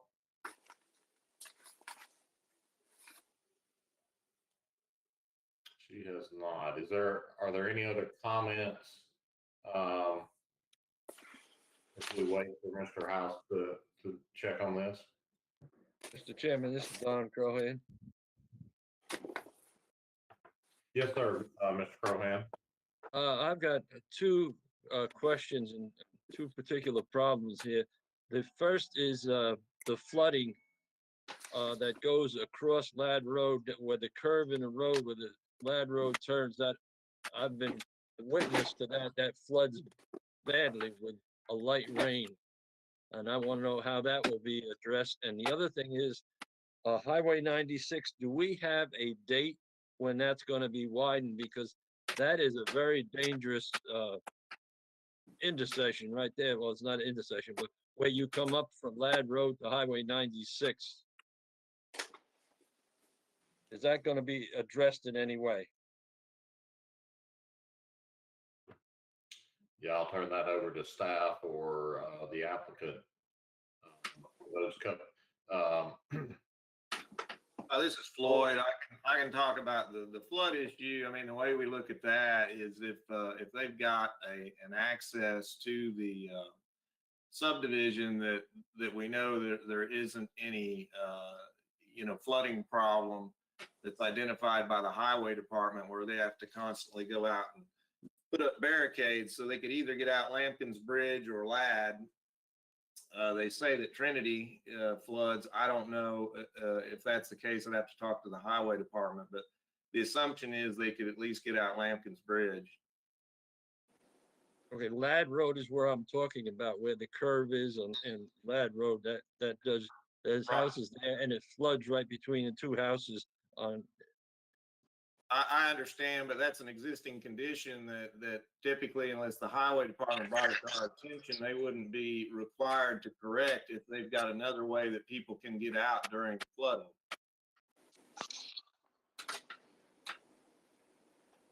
Okay, how about Ladd Road coming onto Highway 96? When is Highway 96? What is the projected due date to widen Highway 96? Yeah, I don't think we have that information, Don. It's just we know the contract's been let, and based on that's how they did their traffic study and got their numbers. They haven't let the contract for that? That's my understanding. We might have our traffic consultant speak to that if he's available. I'd be interested. We've heard that for years. I want to make sure. This is George Dean for the applicant. I represented John Waits, who was in front of the commission a month or two back. He was expressly waiting on that contract to be let by TDOT. It has been let. The contract's in effect as of 2 or 3 months ago. Work has started on the west end of that, up from Arno Road out towards Trinity Road, and even further. Work has already begun on that. They've cleared trees and are getting to work on that. But who knows when it'll get cleared to Lampkins Bridge? It'll be a while. My understanding, maybe from last month, is that it is a projected 4-year project on State Route 96 that TDOT is undertaking. Thus, the reason, if I'm correct on this, we're limiting. Are we also limiting the development of this or the approval of lots based on that duration as well, of that 4-year period? And if the department stopped the job for some reason and did not build it, this approval would be stopped as well. So that was my understanding last month, and I believe that's what I've read tonight as well. Mr. Chairman, that is correct. This is Aaron Holmes. We are, if you approve this tonight, it will be limited to 63 lots per year as of the date of the concept plan approval. And if TDOT stops the project, then that number may be altered to coincide with that. This is Commissioner Rose again. Help me to fully understand then that this was brought before the planning department and the planning commission before the R5 was approved. Is that correct? So this does not fit in underneath the R5 zoning? That is correct, Commissioner Rose. It was presented to us as and accepted as a completed application prior to the enactment of the 1 to 5 zoning change.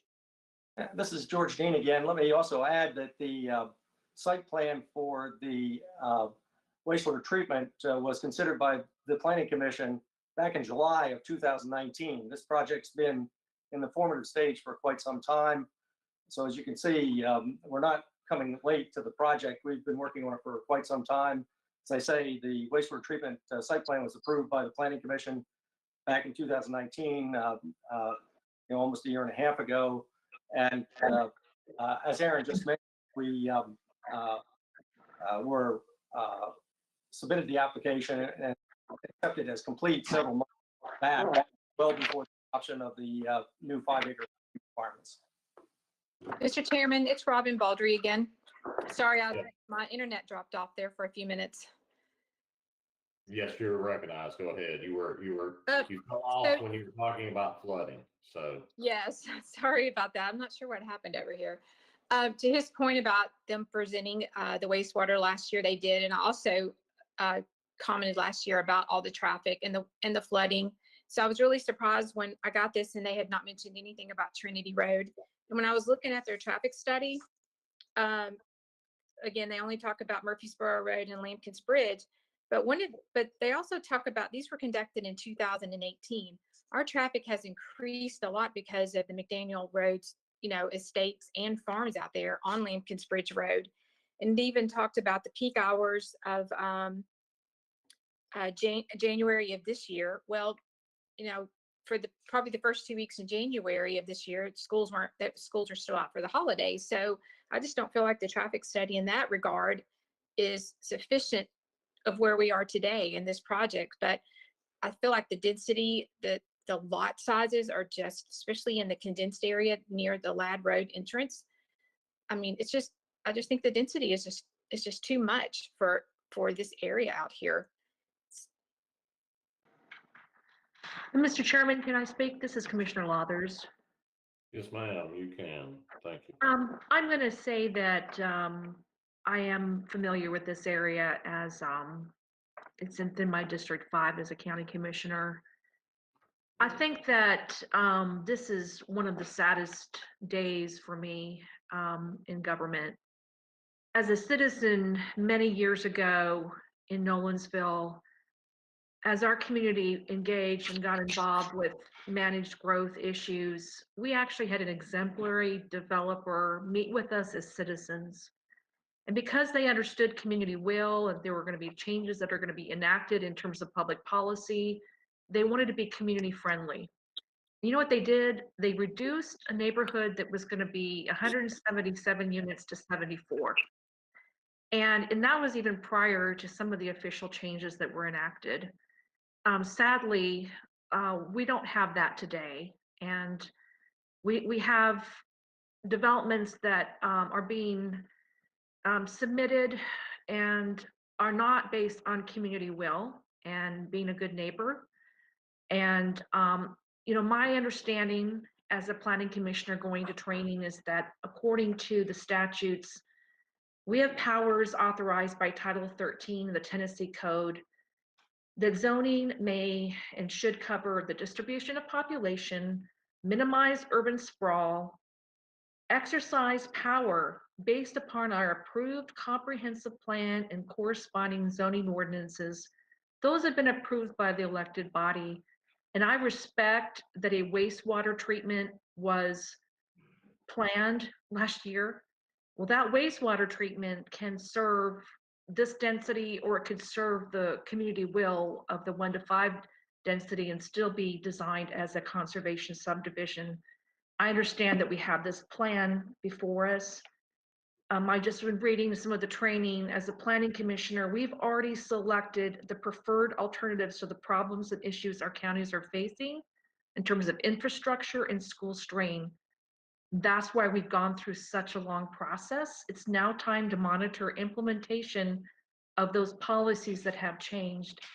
And can somebody take us to court? That's why there's judges in courts to determine what is fair and what is the legislative body's will and the community will.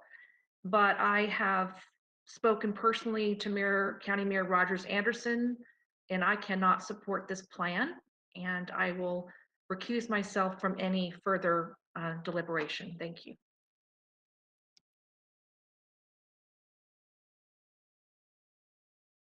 Thank you, Commissioner Lathers. Mr. Chairman, this is Richard Housen again. I've got that information on the cemetery. That cutout is the Heathcock Cemetery. It is just, the label's just too big to fit over it in that drawing that you're looking at. Thank you, Richard. Are there further discussion items? Yes, Chairman, this is Commissioner Lucision. Yes, ma'am. I mean, I have to agree with a lot of what Commissioner Baldry said, because I live not even 5 minutes from here. I literally ran down Ladd Road from my friend who lives on Trinity Road 2 mornings ago at dawn. So I'm very familiar with the area. I'm concerned about the information we receive from residents by the email, and then Miss Savage, who spoke tonight, who lives right there on Ladd Road, and the information that Miss Bushman, also who spoke earlier, stated about flooding.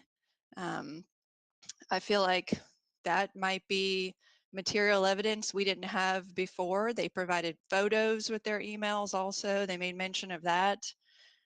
So that is a big issue for me. And then also the traffic impact study. When I read the county's consultant's summary, I was like, where's Trinity Road? Because I know if I were to leave this location, I'm most likely heading toward I-65 or Franklin or Cool Springs. I'm going west, so I'm going to head out to Trinity Road, and there was no mention of that. So I agree with the statements that it seems very incomplete as far as the analysis. And again, with the school issue, because I live right over here, just past Trinity and Arno, I know what the school traffic is like in the morning, and I cannot imagine adding this many homes in this location to that, and just how it's going to exacerbate the traffic. It would be unbelievable because it already backs up 1.5 miles from the school back toward town. So between the traffic study issues, the flooding issues they raised, the cemetery issues that were raised, I feel like those are material evidence that would point us toward a different decision tonight. Thank you for those Chairman. comments. Mr. Yeah. Chairman, this is Mike Madison. I would just point out, there's been some discussion about traffic, and I want to make it known that the county's traffic engineering consultant, Bob Murphy, is on the meeting this evening and could address specific questions about that. All right, yeah, that would be a good thing if Bob is available, and specifically, I will start with the Trinity Road or Trinity. How was or why was or was that not looked at in the assessment? This is Bob Murphy. I'll address that. So the Williamson County zoning ordinance, in terms of how to deal with traffic, has a procedure that is commonly referred to as the traffic shed methodology. And that is also addressed in Williamson County's traffic impact study guidelines. And so this property comes under in terms of doing a traffic study, their requirement was to address and this is per the zoning ordinance as well as the traffic impact study guidelines, was to address the arterial road that is the arterial shed road, which is Murfreesboro Road, and then the collector road within the traffic shed, which is Lampkin's Bridge Road. Based on the methodologies identified in the zoning ordinance, it was determined that the proposed intensity of development was within the provisions of the zoning ordinance. So we did require them to analyze the access points at Ladd Road and also Lampkin's Bridge Road, because that is also per the traffic impact study guidelines. But in terms of Trinity Road, that is not the specific collector for that traffic shed. So that's why that was not included in the study. Mr. Chairman, might I? Chairman, this is Robin Baldwin. I'm sorry, go ahead. I'm sorry. So, I was going to say that. Robin, if you will, go ahead now. Sorry. Okay. What I was going to say, and then I'll pass it to you, George. It's interesting that road is not, Trinity is not in there, because Lampkin's Bridge Road and Trinity Road are two major roads. Ladd Road is just a small little country road that connects Trinity over to Murfreesboro. And I find it interesting that the bulk of the development will go out onto Ladd Road because of all the flooding. If you look at the map, I mean, the development, the plat here, you'll see there's only 50 homes and it's kind of up on a hill because there's flooding. And so they couldn't build any more homes up there. So they had to then condense everything to the one area over on Ladd Road. And I live out there and I ride that road. I ride Ladd Road and Trinity Road, just like Jessica does. And I could never see everyone turning right on Ladd Road out of that park. I mean, out of the development. There's a really sharp curve right there. And if you haven't been out there, it's not just a curve, it's a sharp curve where you have to slow down and go through the curve up to Murfreesboro Road. So I just find it so interesting that you did not put Trinity Road on there, because it is a major road out there, just like Lampkin's Bridge Road. The other thing about Lampkin's Bridge Road in the traffic study, it said that they didn't see any need for any deceleration lanes, and where the main entrance is going to be over on Lampkin's Bridge Road. It's a hill there. I specifically rode out there the other day. I mean, I drive it 3 or 4 times a week, if not more. So I wrote out there specifically so I could exactly see where these entrances are. And I was surprised that no one, I know the traffic study, the traffic shed, we're going by that currently, but I was just shocked that, it's a hill there. And I just think I'm just really surprised about Trinity Road. Mr. Chairman, might I make a comment?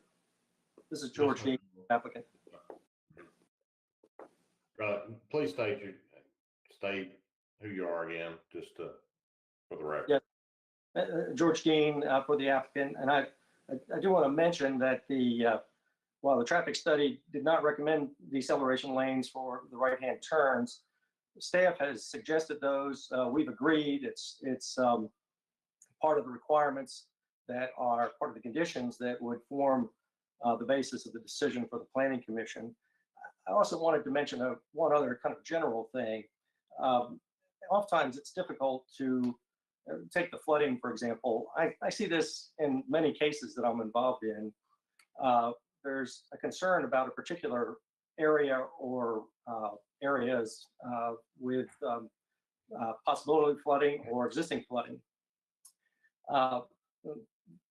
These developments do the best they can to solve those problems based on the property that they have under their control. A few years ago, I made the same presentation to the city of Lebanon. There was a great deal of concern about floodwater in the area of my client's development. Ultimately, they denied the subdivision, and we had to appeal and ask the court to take a look at it. And ultimately, the court looked at what the engineers provided and designed. The fact that there is flooding out there now doesn't necessarily mean that in the future, after the development is completed, that the same level of flooding is going to be there. In fact, most of the time it's reduced to some extent by the factors that are taken into account by the engineers, the way the place is designed. The same can be true from the traffic standpoint. Every project that I've ever been involved in increases the traffic. And the question is, does it increase the traffic to a point where it denigrates the neighborhood? The two very fine experts have looked at this. Bob Murphy has been doing this for a very long time, probably one of the best known traffic planners in Middle Tennessee. Our expert, Jillian Fischbach, has been doing it for a long time as well. They looked at those issues, and the conclusion was that the level of service here will be a fairly high level of service, LOSD, which is, the second best level that you can have. My point is that I understand that the neighbors are concerned, and I always worry about that. And I understand that this is something that is very important to them. It's important to us too, but you have to look at what the engineering is based upon and how the traffic studies are put together based on the requirements of Williamson County, the zoning ordinance, and the subdivision regulations. And your staff has indicated that we comply with all those. And we think ultimately we're entitled to be approved. We understand there's concerns in the neighborhood, but ultimately, again, when you look at it dispassionately, the engineering and the traffic studies bear out the idea that this application does meet the requirements. Thank you, Mr. Chairman. Sammy, if I could make a comment about that. So it's not just flooding because it's raining. It's flooding because there's the Harpeth River out there. That's not going to go away. I've lived out there almost 20 years, and it's not changed, and it floods out there. And as far as it improving, having that much density out there, I just don't see that. So I just think that they should have taken into account of Trinity Road, and that's where the cars are going to go. But and the fact that they could not build closer to Lampkins Bridge, so they had to condense it all down to the Ladd Road. And I just think having a main entrance on Ladd Road, you're talking 200 lots, 400 cars driving on Ladd Road, and all the left-hand turns, left on Murfreesboro again from Lampkins Bridge, Ladd Road, Trinity Road, turning left on Arno Road to go out to the schools.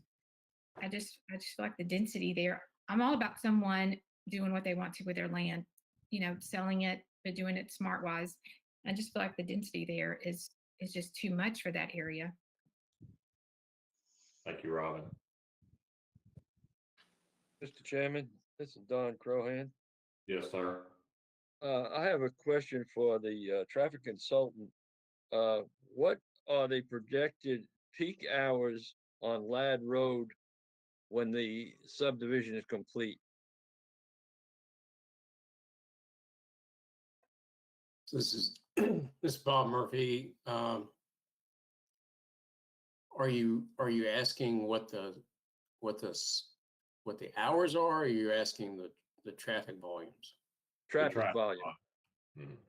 Okay. So, the morning peak hour, which would be a peak hour between 7 and 9 a.m. The total traffic entering in the morning would be 46 cars, exiting would be 138. This is per their traffic study. The entire subdivision we're talking about when it's completed?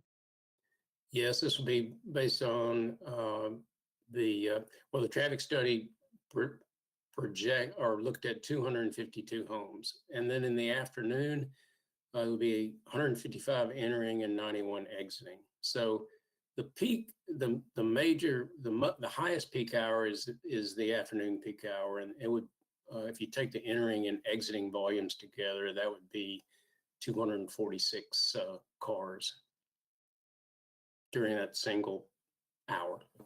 246.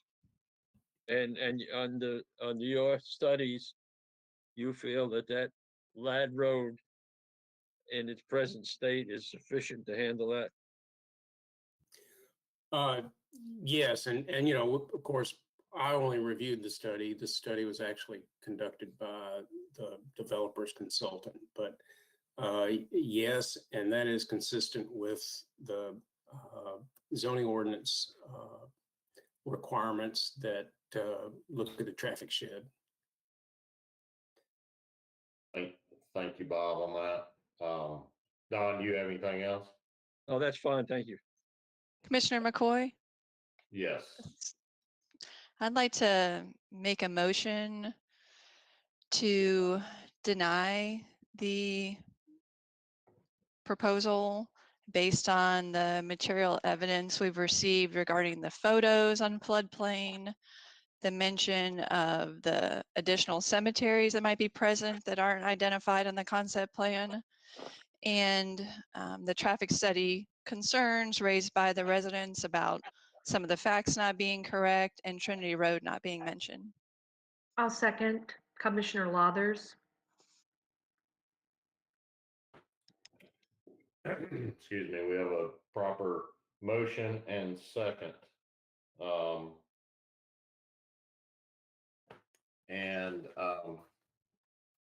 Do we have any further discussion on the motion and second before us? I have one question. This is Don Crohan. Yes, sir, Don. This is for staff. And I'm taking that this concept plan meets all of the criteria and everything that's required of our zoning at this time. That is correct, Commissioner Carhan. This is Aaron Holmes. It does meet the requirements. Mike, would you like to add something to that? Well, yeah, I actually would. As Aaron said, and as the staff report said, our job and really the planning commission's job in cases like this is to review a development proposal, not by, what people bring up as concerns, but what specifically is contained within the zoning ordinance, within the engineering that's provided, and make a recommendation. And in this case, staff did feel like that it met the requirements. So as kind of an editorial, I'll say this. This kind of highlights why we changed the zoning on Monday night, why you all recommended the zoning. There's been talk about density and that it may be too much for the site. And I think that through the comprehensive plan process, we identified why changing the zoning would be beneficial to the community from a fiscal standpoint, from a traffic standpoint, from a community character standpoint, and changes to the zoning have been made. And I think those are very appropriate. And nobody is a bigger champion of that plan and of the zoning update than I am. But our job as staff planners is to review development proposals objectively for compliance with the regulations that the county commission has adopted. And this project was submitted at a time where we're obligated, based on the language of the zoning ordinance, to review it under the current zoning. And so that's what we did. That's what we've done. So you asked a question about, whether staff feels it meets the requirements. I know I went a bit beyond that, but the answer is yes, we do. Thank you, Mike. Are there any further discussions on the motion before us to deny based on material evidence of floodplain issues, cemetery potentially being located out there, and the other items noted in the traffic study? Hearing none, are we ready to move to vote? Mike, would you call the roll, please?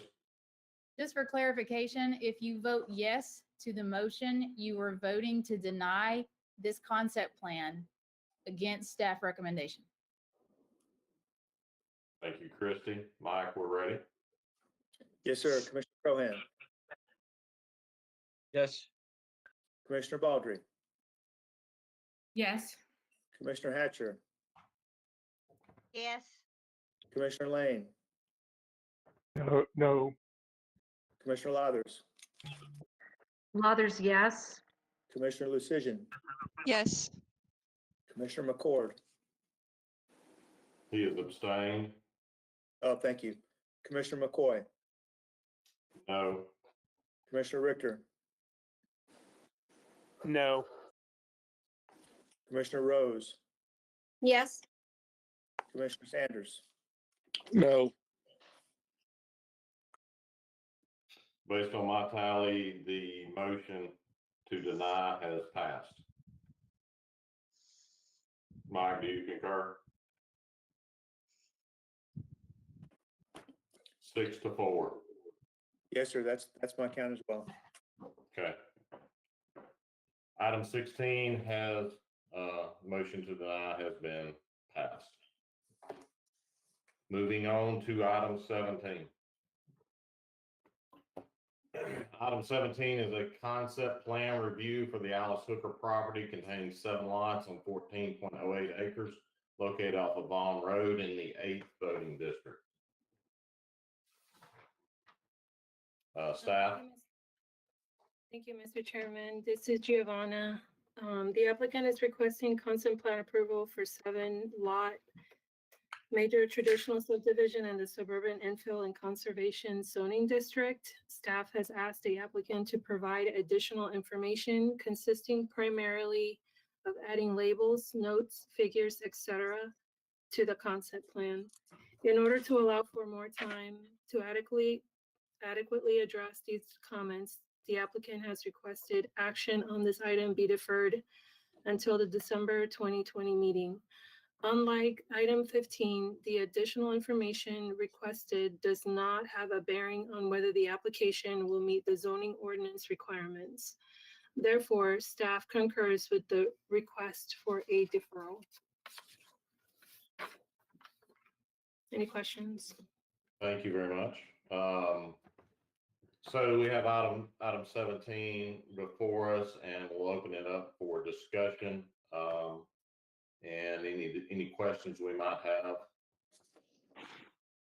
for staff, and I'm assuming Reagan Smith and company is still on if we had any questions for them. Yes, sir. We're still here.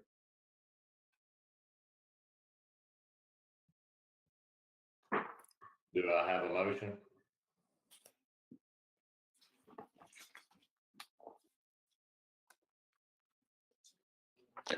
Eddie Sanders, motion to defer. Thanks, sir. Second? Lathers, second. Thank you.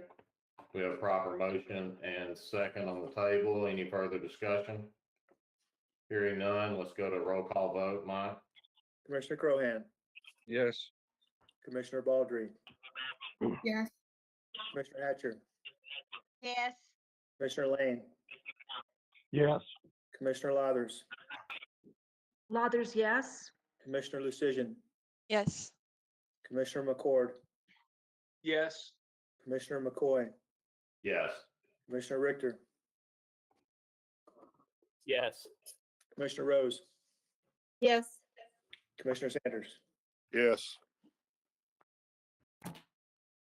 The motion passes. Item 17 has passed. Moving on to item 18, it's a preliminary plat review for Fiddler's Glenn, Phase 1, containing 51 lots on 103.32 acres located off Murfreesboro Road in the 5th voting district. Staff? Thank you, Mr. Chairman. This is Giovanna. The concept plan for this development was approved by this body at the August 2020 meeting, and the applicant is now requesting preliminary plat approval for the first phase of the development, which contains 51 lots, approximately 72 acres of open space, and the disposal and storage areas for the wastewater treatment system. The plat is consistent in layout with the approved concept plan. Staff recommends approval of the preliminary plat. In conjunction with the final plat consideration, the following items must be addressed.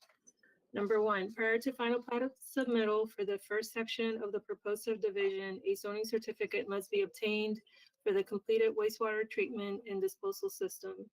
Prior to issuance of the zoning certificate, the applicant shall provide the following: a letter from TDEC indicating that the non-traditional wastewater treatment and disposal system was installed and is functioning. The as-built drawings showing the location of all system components, and a sealed certification letter from the design engineer indicating that said system was constructed in accordance with the approved construction plans and specifications.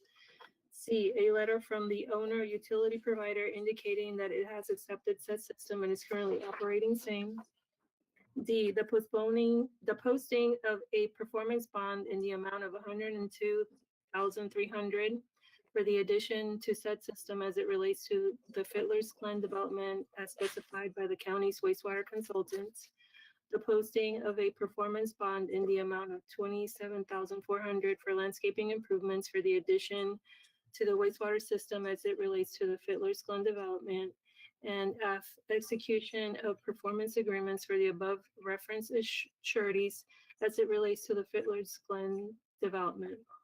Number two, prior to consideration of final plat approval, the applicant shall submit HOA documents for review and approval by the county's attorney's office.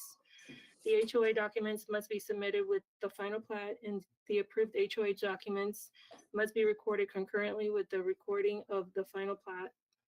Number three, prior to the submittal of the first final plat, all offsite roadway improvements shall be completed to the satisfaction of TDOT. Number four, establishment of a performance bonds for roads, drainage, and erosion control. Number five, establishment of a performance bond for water improvements in favor of Milk Crofton Utility District. Number six, establishment of a performance bond for the wastewater collection system. Number seven, submission of landscaping plans and establishment of a performance bond for landscaping. Number eight, execution of performance agreements for the above referenced sureties. Number nine, execution of a stormwater maintenance agreement and submission of an operation and maintenance plan for stormwater improvements. And lastly, number 10, submission of the approved final plat in DWG format on recordable media based on the Tennessee State Plane Coordinate System prior to signature and recording of the plat. Thank you very much. So open it up for discussion among the group on item 18. Any discussion?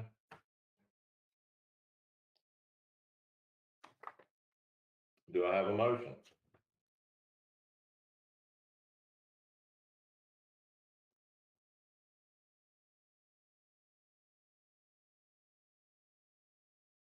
This is Crohan. I accept staff's recommendation. Be approved. Thank you, sir.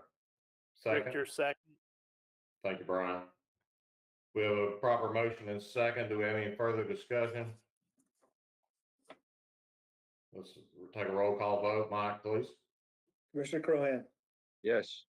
Commissioner Baldry, Yes. Commissioner Hatcher, Yes. Commissioner Lane, Yes. Commissioner Lathers, Lathers, yes. Commissioner Lucian, Yes. Commissioner McCord, Yes. Commissioner McCoy,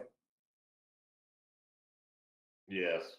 Commissioner Richter, Yes. Commissioner Rose, Yes. Commissioner Sanders. Yes. All right, motion passes. Moving on to item 19, preliminary plat review for Kings Chapel, Phase 12, containing 32 lots on 31.86 acres located off Mullins Road in the 5th voting district. Staff? Thank you, Mr. Chairman. This is Aaron Holmes. A revised site plan for this development was approved at the September 2008 meeting. The applicant is now requesting preliminary plat approval for the 12th phase of the development, which consists of 32 lots and approximately 16.5 acres of open space. It should be noted that prior to submittal of any additional final plats for this development, all roadway improvements on State Route 96 shall be constructed as stipulated in the traffic study review findings provided by the county's traffic engineering consultant. Improvements include the second entrance onto State Route 96, 2 exit lanes, and a right and left turn lanes from State Route 96. The applicant has requested a right-of-way width of 40 feet for all roads within the development in order to locate sidewalks outside of the right-of-way. Staff supports the request. The preliminary plat is in order, and staff recommends approval as well as the requested right-of-way width. Following must be addressed in conjunction with final plat consideration. Number 1, prior to the submittal of any additional final plats for this development, off-site roadway improvements as stipulated in the traffic study review findings provided by the county's traffic engineering consultant, including the second entrance to the development and associated turn lanes, must be completed to the satisfaction of TDOT. Number 2, payment of traffic mitigation funds as outlined in the September 2008 letter from the county's traffic engineering consultant. Number 3, establishment of performance bonds for roads, drainage, and erosion control. Number 4, establishment of a performance bond for water improvements in favor of Millcrofton Utility District. Number 6, establishment of appropriate performance bonds for the wastewater collection system. Number 6, execution of a stormwater maintenance agreement and submission of an operation and maintenance plan for stormwater improvements. And number 7, providing 2 copies of the final plat in DWG format on recordable media based on the Tennessee State Plan Coordinate System prior to signature and recording of the plat. Thank you, Aaron. So, any discussion on item 19? This is Crohan. I move we accept staff's recommendation. Thank you, sir. Robin Baldry, second. Thank you both. I have a proper motion and second. Do we have any further discussion? Hearing none, let's take a roll call vote. Commissioner Crohan, Yes. Commissioner Baldry, Yes. Commissioner Hatcher, Yes. Commissioner Lane, Yes. Commissioner Lathers, Lathers, yes. Commissioner Lucian, Yes. Commissioner McCord, Yes. Commissioner McCoy, Yes. Commissioner Richter, Yes. Commissioner Rose, Yes. Commissioner Sanders. Yes. Thank you, Mike. Motion passes. We'll move on to item number 20, preliminary plat review for Kings Chapel Phase 13 containing 34 lots on 25.06 acres located off of Mullins Road in the 5th voting district. Staff? Thank you, Mr. Chairman. This is Aaron Holmes. A revised site plan for this development was approved at the September 2008 meeting. The applicant is now requesting preliminary plat approval for the 13th phase of the development, which consists of 34 lots and approximately 8 acres of open space. Should be noted that prior to submittal of any additional final plats for the development, All roadway improvements on State Route 96 shall be constructed as stipulated in the traffic study review findings provided by the county's traffic engineering consultant. Improvements include the second entrance onto State Route 96, 2 exit lanes, and a right and left turn lanes from State Route 96. The applicant has requested a right-of-way width of 40 feet for all roads within the development in order to locate sidewalks outside of the right-of-way. Staff supports the request. The preliminary plat is in order and staff recommends approval as well as the requested right-of-way width. Following must be addressed in conjunction with final plat consideration. Number 1, prior to the submittal of any additional final plats for the development, off-site roadway improvements as stipulated in the traffic study review findings provided by the county's traffic engineering consultant, including the second entrance to the development and associated turn lanes, must be completed to the satisfaction of TDOT. Number 2, payment of traffic mitigation funds as outlined in the September 2008 letter from the county's traffic engineering consultant. Number 3, establishment of performance bonds for roads, drainage, and erosion control. Number 4, establishment of a performance bond for water improvements in favor of Millcrofton Utility District. Number 6, establishment of appropriate performance bonds for the wastewater collection system. Number 6, execution of a stormwater maintenance agreement and submission of an operation and maintenance plan for stormwater improvements. And number 7, providing 2 copies of the approved final plat in DWG format on recordable media based on the Tennessee State Plan Coordinate System prior to signature and recording of the final plat. Thank you, Aaron. Do we have any discussion on item 20? Do we have a motion? This is Crohan. I move we accept staff's recommendation. Thank you. Richter, second. Thank you. Any further discussion? Hearing none, roll call vote, please, Mike.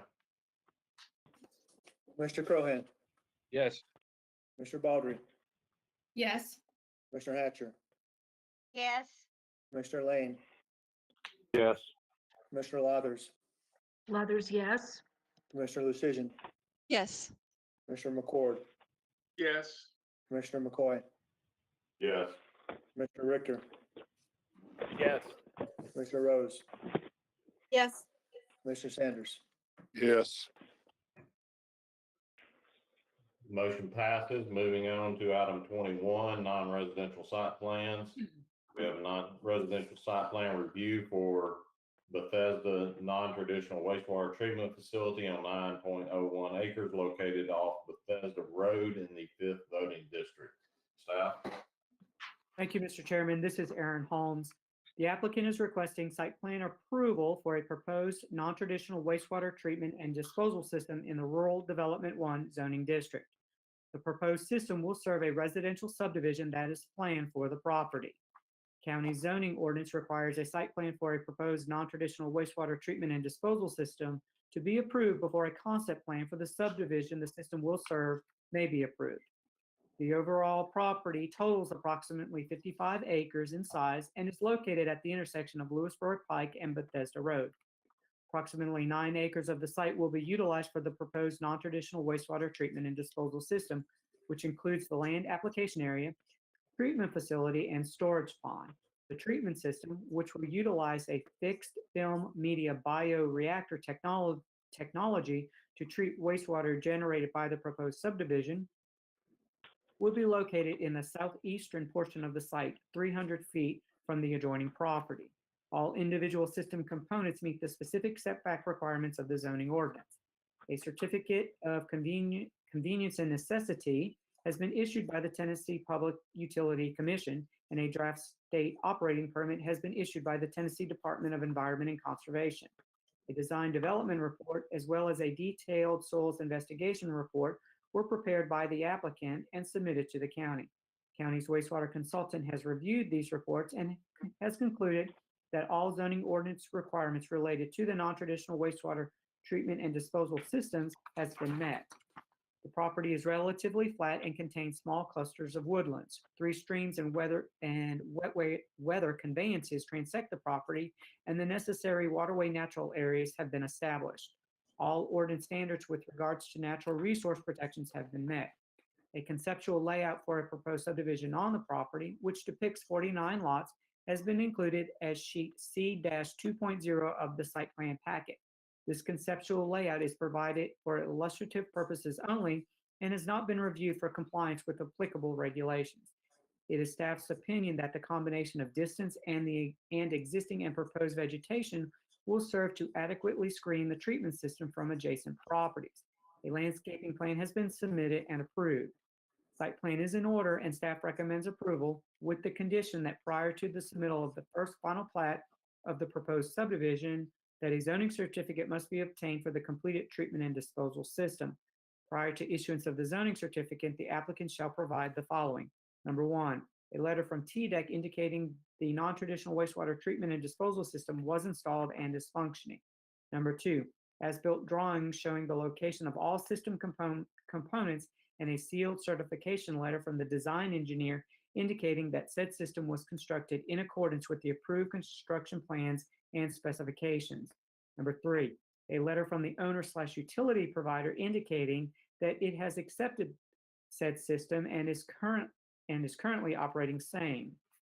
Number four, the posting of a performance bond in the amount of $112,500 for the non-traditional wastewater treatment and disposal system as specified by the county's wastewater consultant. Number five, posting of a performance bond in the amount of $42,800 for landscaping improvements. And number six, execution of performance agreements for the above referenced sureties. Thank you, Aaron. We have any further discussion about the item or a motion? Commissioner McCoy, I have a question. This is Commissioner Lucision. Yes, ma'am. So I need help here understanding this one. I see that it's a subdivision, but I'm thinking that because it's under the 49, because it's 49 lots or less, that comes into play. I'm trying to understand the whole, what this wastewater plan puts into play, approving it. Commissioner Lucision, this is just for the wastewater system. The item that Floyd has up on the screen is the site plan for it. The subdivision that you see there's only for illustrative purposes, but this wastewater system is for that proposed subdivision that will come before you probably in January. So it's the first step of the process, basically. They have to approve or submit the wastewater facility first. That is correct, Commissioner McCoy. So my question then, because I think like the way it's stated on a lot of the staff reports for the other one, it says the review of a concept plan is the first stage in the development approval process. So we are not at that stage. So we can approve, or we might consider approving this wastewater site plan, but that does not like grandfather them into getting this lot count. Is that true? Correct. That is correct. Yes, ma'am.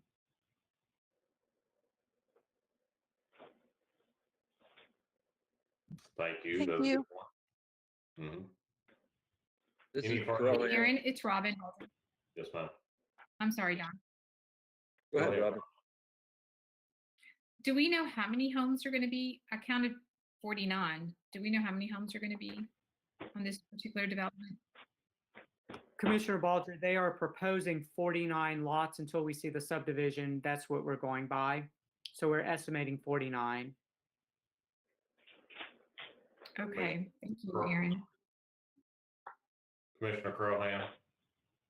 I wanted to make a motion to move accept staff's recommendation. Thank you. Director, second. Thank you, Brian. We have proper motion and second. Do we have any further discussion? Hearing none, let's take a roll call vote, Mike. Commissioner Cohan, Yes. Commissioner Baldry, Yes. Commissioner Hatcher, Yes. Commissioner Lane, Yes. Commissioner Lathers, Lathers, yes. Commissioner Lucision, Yes. Commissioner McCord, Yes. Commissioner McCoy, Yes. Commissioner Richter, Yes. Commissioner Rose, Yes. Mr. Sanders. Yes. Motion passes. Moving on to item 22, non-residential site plan review for Meeks Road, non-traditional wastewater treatment facility on 3.61 acres located off Meeks Road in the second voting district. Staff. Thank you, Mr. Chairman. This is Aaron Holmes. The applicant is requesting site plan approval for a proposed non-traditional wastewater treatment and disposal system in the Rural Development 1 zoning district. The proposed system will serve a residential subdivision that is planned for the property. County zoning ordinance requires a site plan for a proposed non-traditional wastewater treatment and disposal system to be approved before a concept plan for the subdivision the system will serve may be approved. The subject property totals approximately 98 acres in size and is located at the intersection of Paytonsville Trinity Road and Meeks Road. Approximately 4 acres of the site will be utilized for the proposed non-traditional wastewater treatment and disposal system, which includes the land application area, treatment facility, and storage pond. The treatment facility, which will utilize recirculating sand filter technology to treat wastewater generated by the proposed subdivision, will be located in the southern portion of the site, approximately 350 feet from the adjoining property. All individual system components meet the specific requirements of the zoning ordinance. A certificate of convenience and necessity has been issued by the Tennessee Public Utility Commission, and a draft state operating permit has been issued by the Tennessee Department of Environment and Conservation. A design development report, as well as a detailed soils investigation report, were prepared by the applicant and submitted to the county. The county's wastewater consultant has reviewed these reports and has concluded that all zoning ordinance requirements related to non-traditional wastewater treatment and disposal systems have been met. The properties contain a gentle hill, relatively flat fields, clusters of woodlands, and drainage ways that transect the property. The necessary drainage easements for these drainage ways has been established. And all ordinance standards with regards to natural resource protections have been met. A conceptual layout for a proposed subdivision on the property, which depicts 38 lots, has been included as sheet C-2.1 of the site plan packet. The conceptual layout is provided for illustrative purposes only and has not been reviewed for compliance with applicable regulations. It is staff's opinion that the combination of distance and proposed vegetation will serve to adequately screen the treatment system from adjacent properties. A landscaping plan has been submitted and approved. Site plan is in order and staff recommends approval with the condition that prior to the submittal of the first final plat of the proposed subdivision, that a zoning certificate must be obtained for the completed treatment and disposal system. Prior to the issuance of the zoning certificate, the applicant shall provide the following.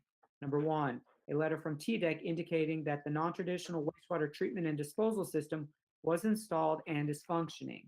Number 2, as-built drawings showing the location of all system components and a sealed certification letter from the design engineer indicating that said system was constructed in accordance with the approved construction plans and specifications. Number 3, a letter from the owner/utility provider indicating that it has accepted the said system and is currently operating same. Number 4, posting of a performance bond in the amount of $117,900 for the non-traditional wastewater treatment and disposal system as specified by the county's wastewater consultant. Number 5, posting of a performance bond in the amount of $77,500 for landscaping improvements. And number 6, execution of performance agreements for the above referenced sureties. Thank you, Aaron. Any further discussion or a motion? So I have a quick question for you, Aaron. It's Robin. Yes, ma'am. So I know this is just for the site plan or the non-residential site plan. But is the plat that's here, is that where they're proposing the entrance of the subdivision off of Trinity Paytonsville Road? Yes, ma'am, that is where they're proposing it. But as stated in the report, we haven't reviewed that proposal for compliance to any of the applicable regulations. So at this point, it's just a proposal. When the plat comes in for our review, the concept plan, we will review that portion of it. Okay, thank you. Yes, ma'am.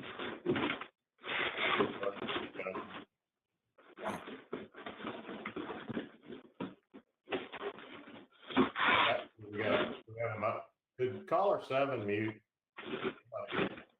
It's rustling around. Can we get a motion? This is Crohan.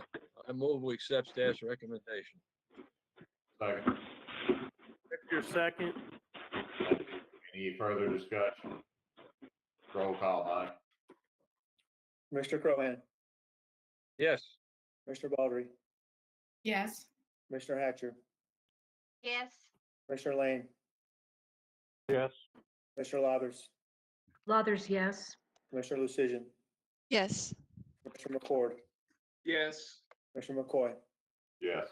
Commissioner Richter, Yes. Commissioner Rose, yes, Commissioner Sanders. Yes.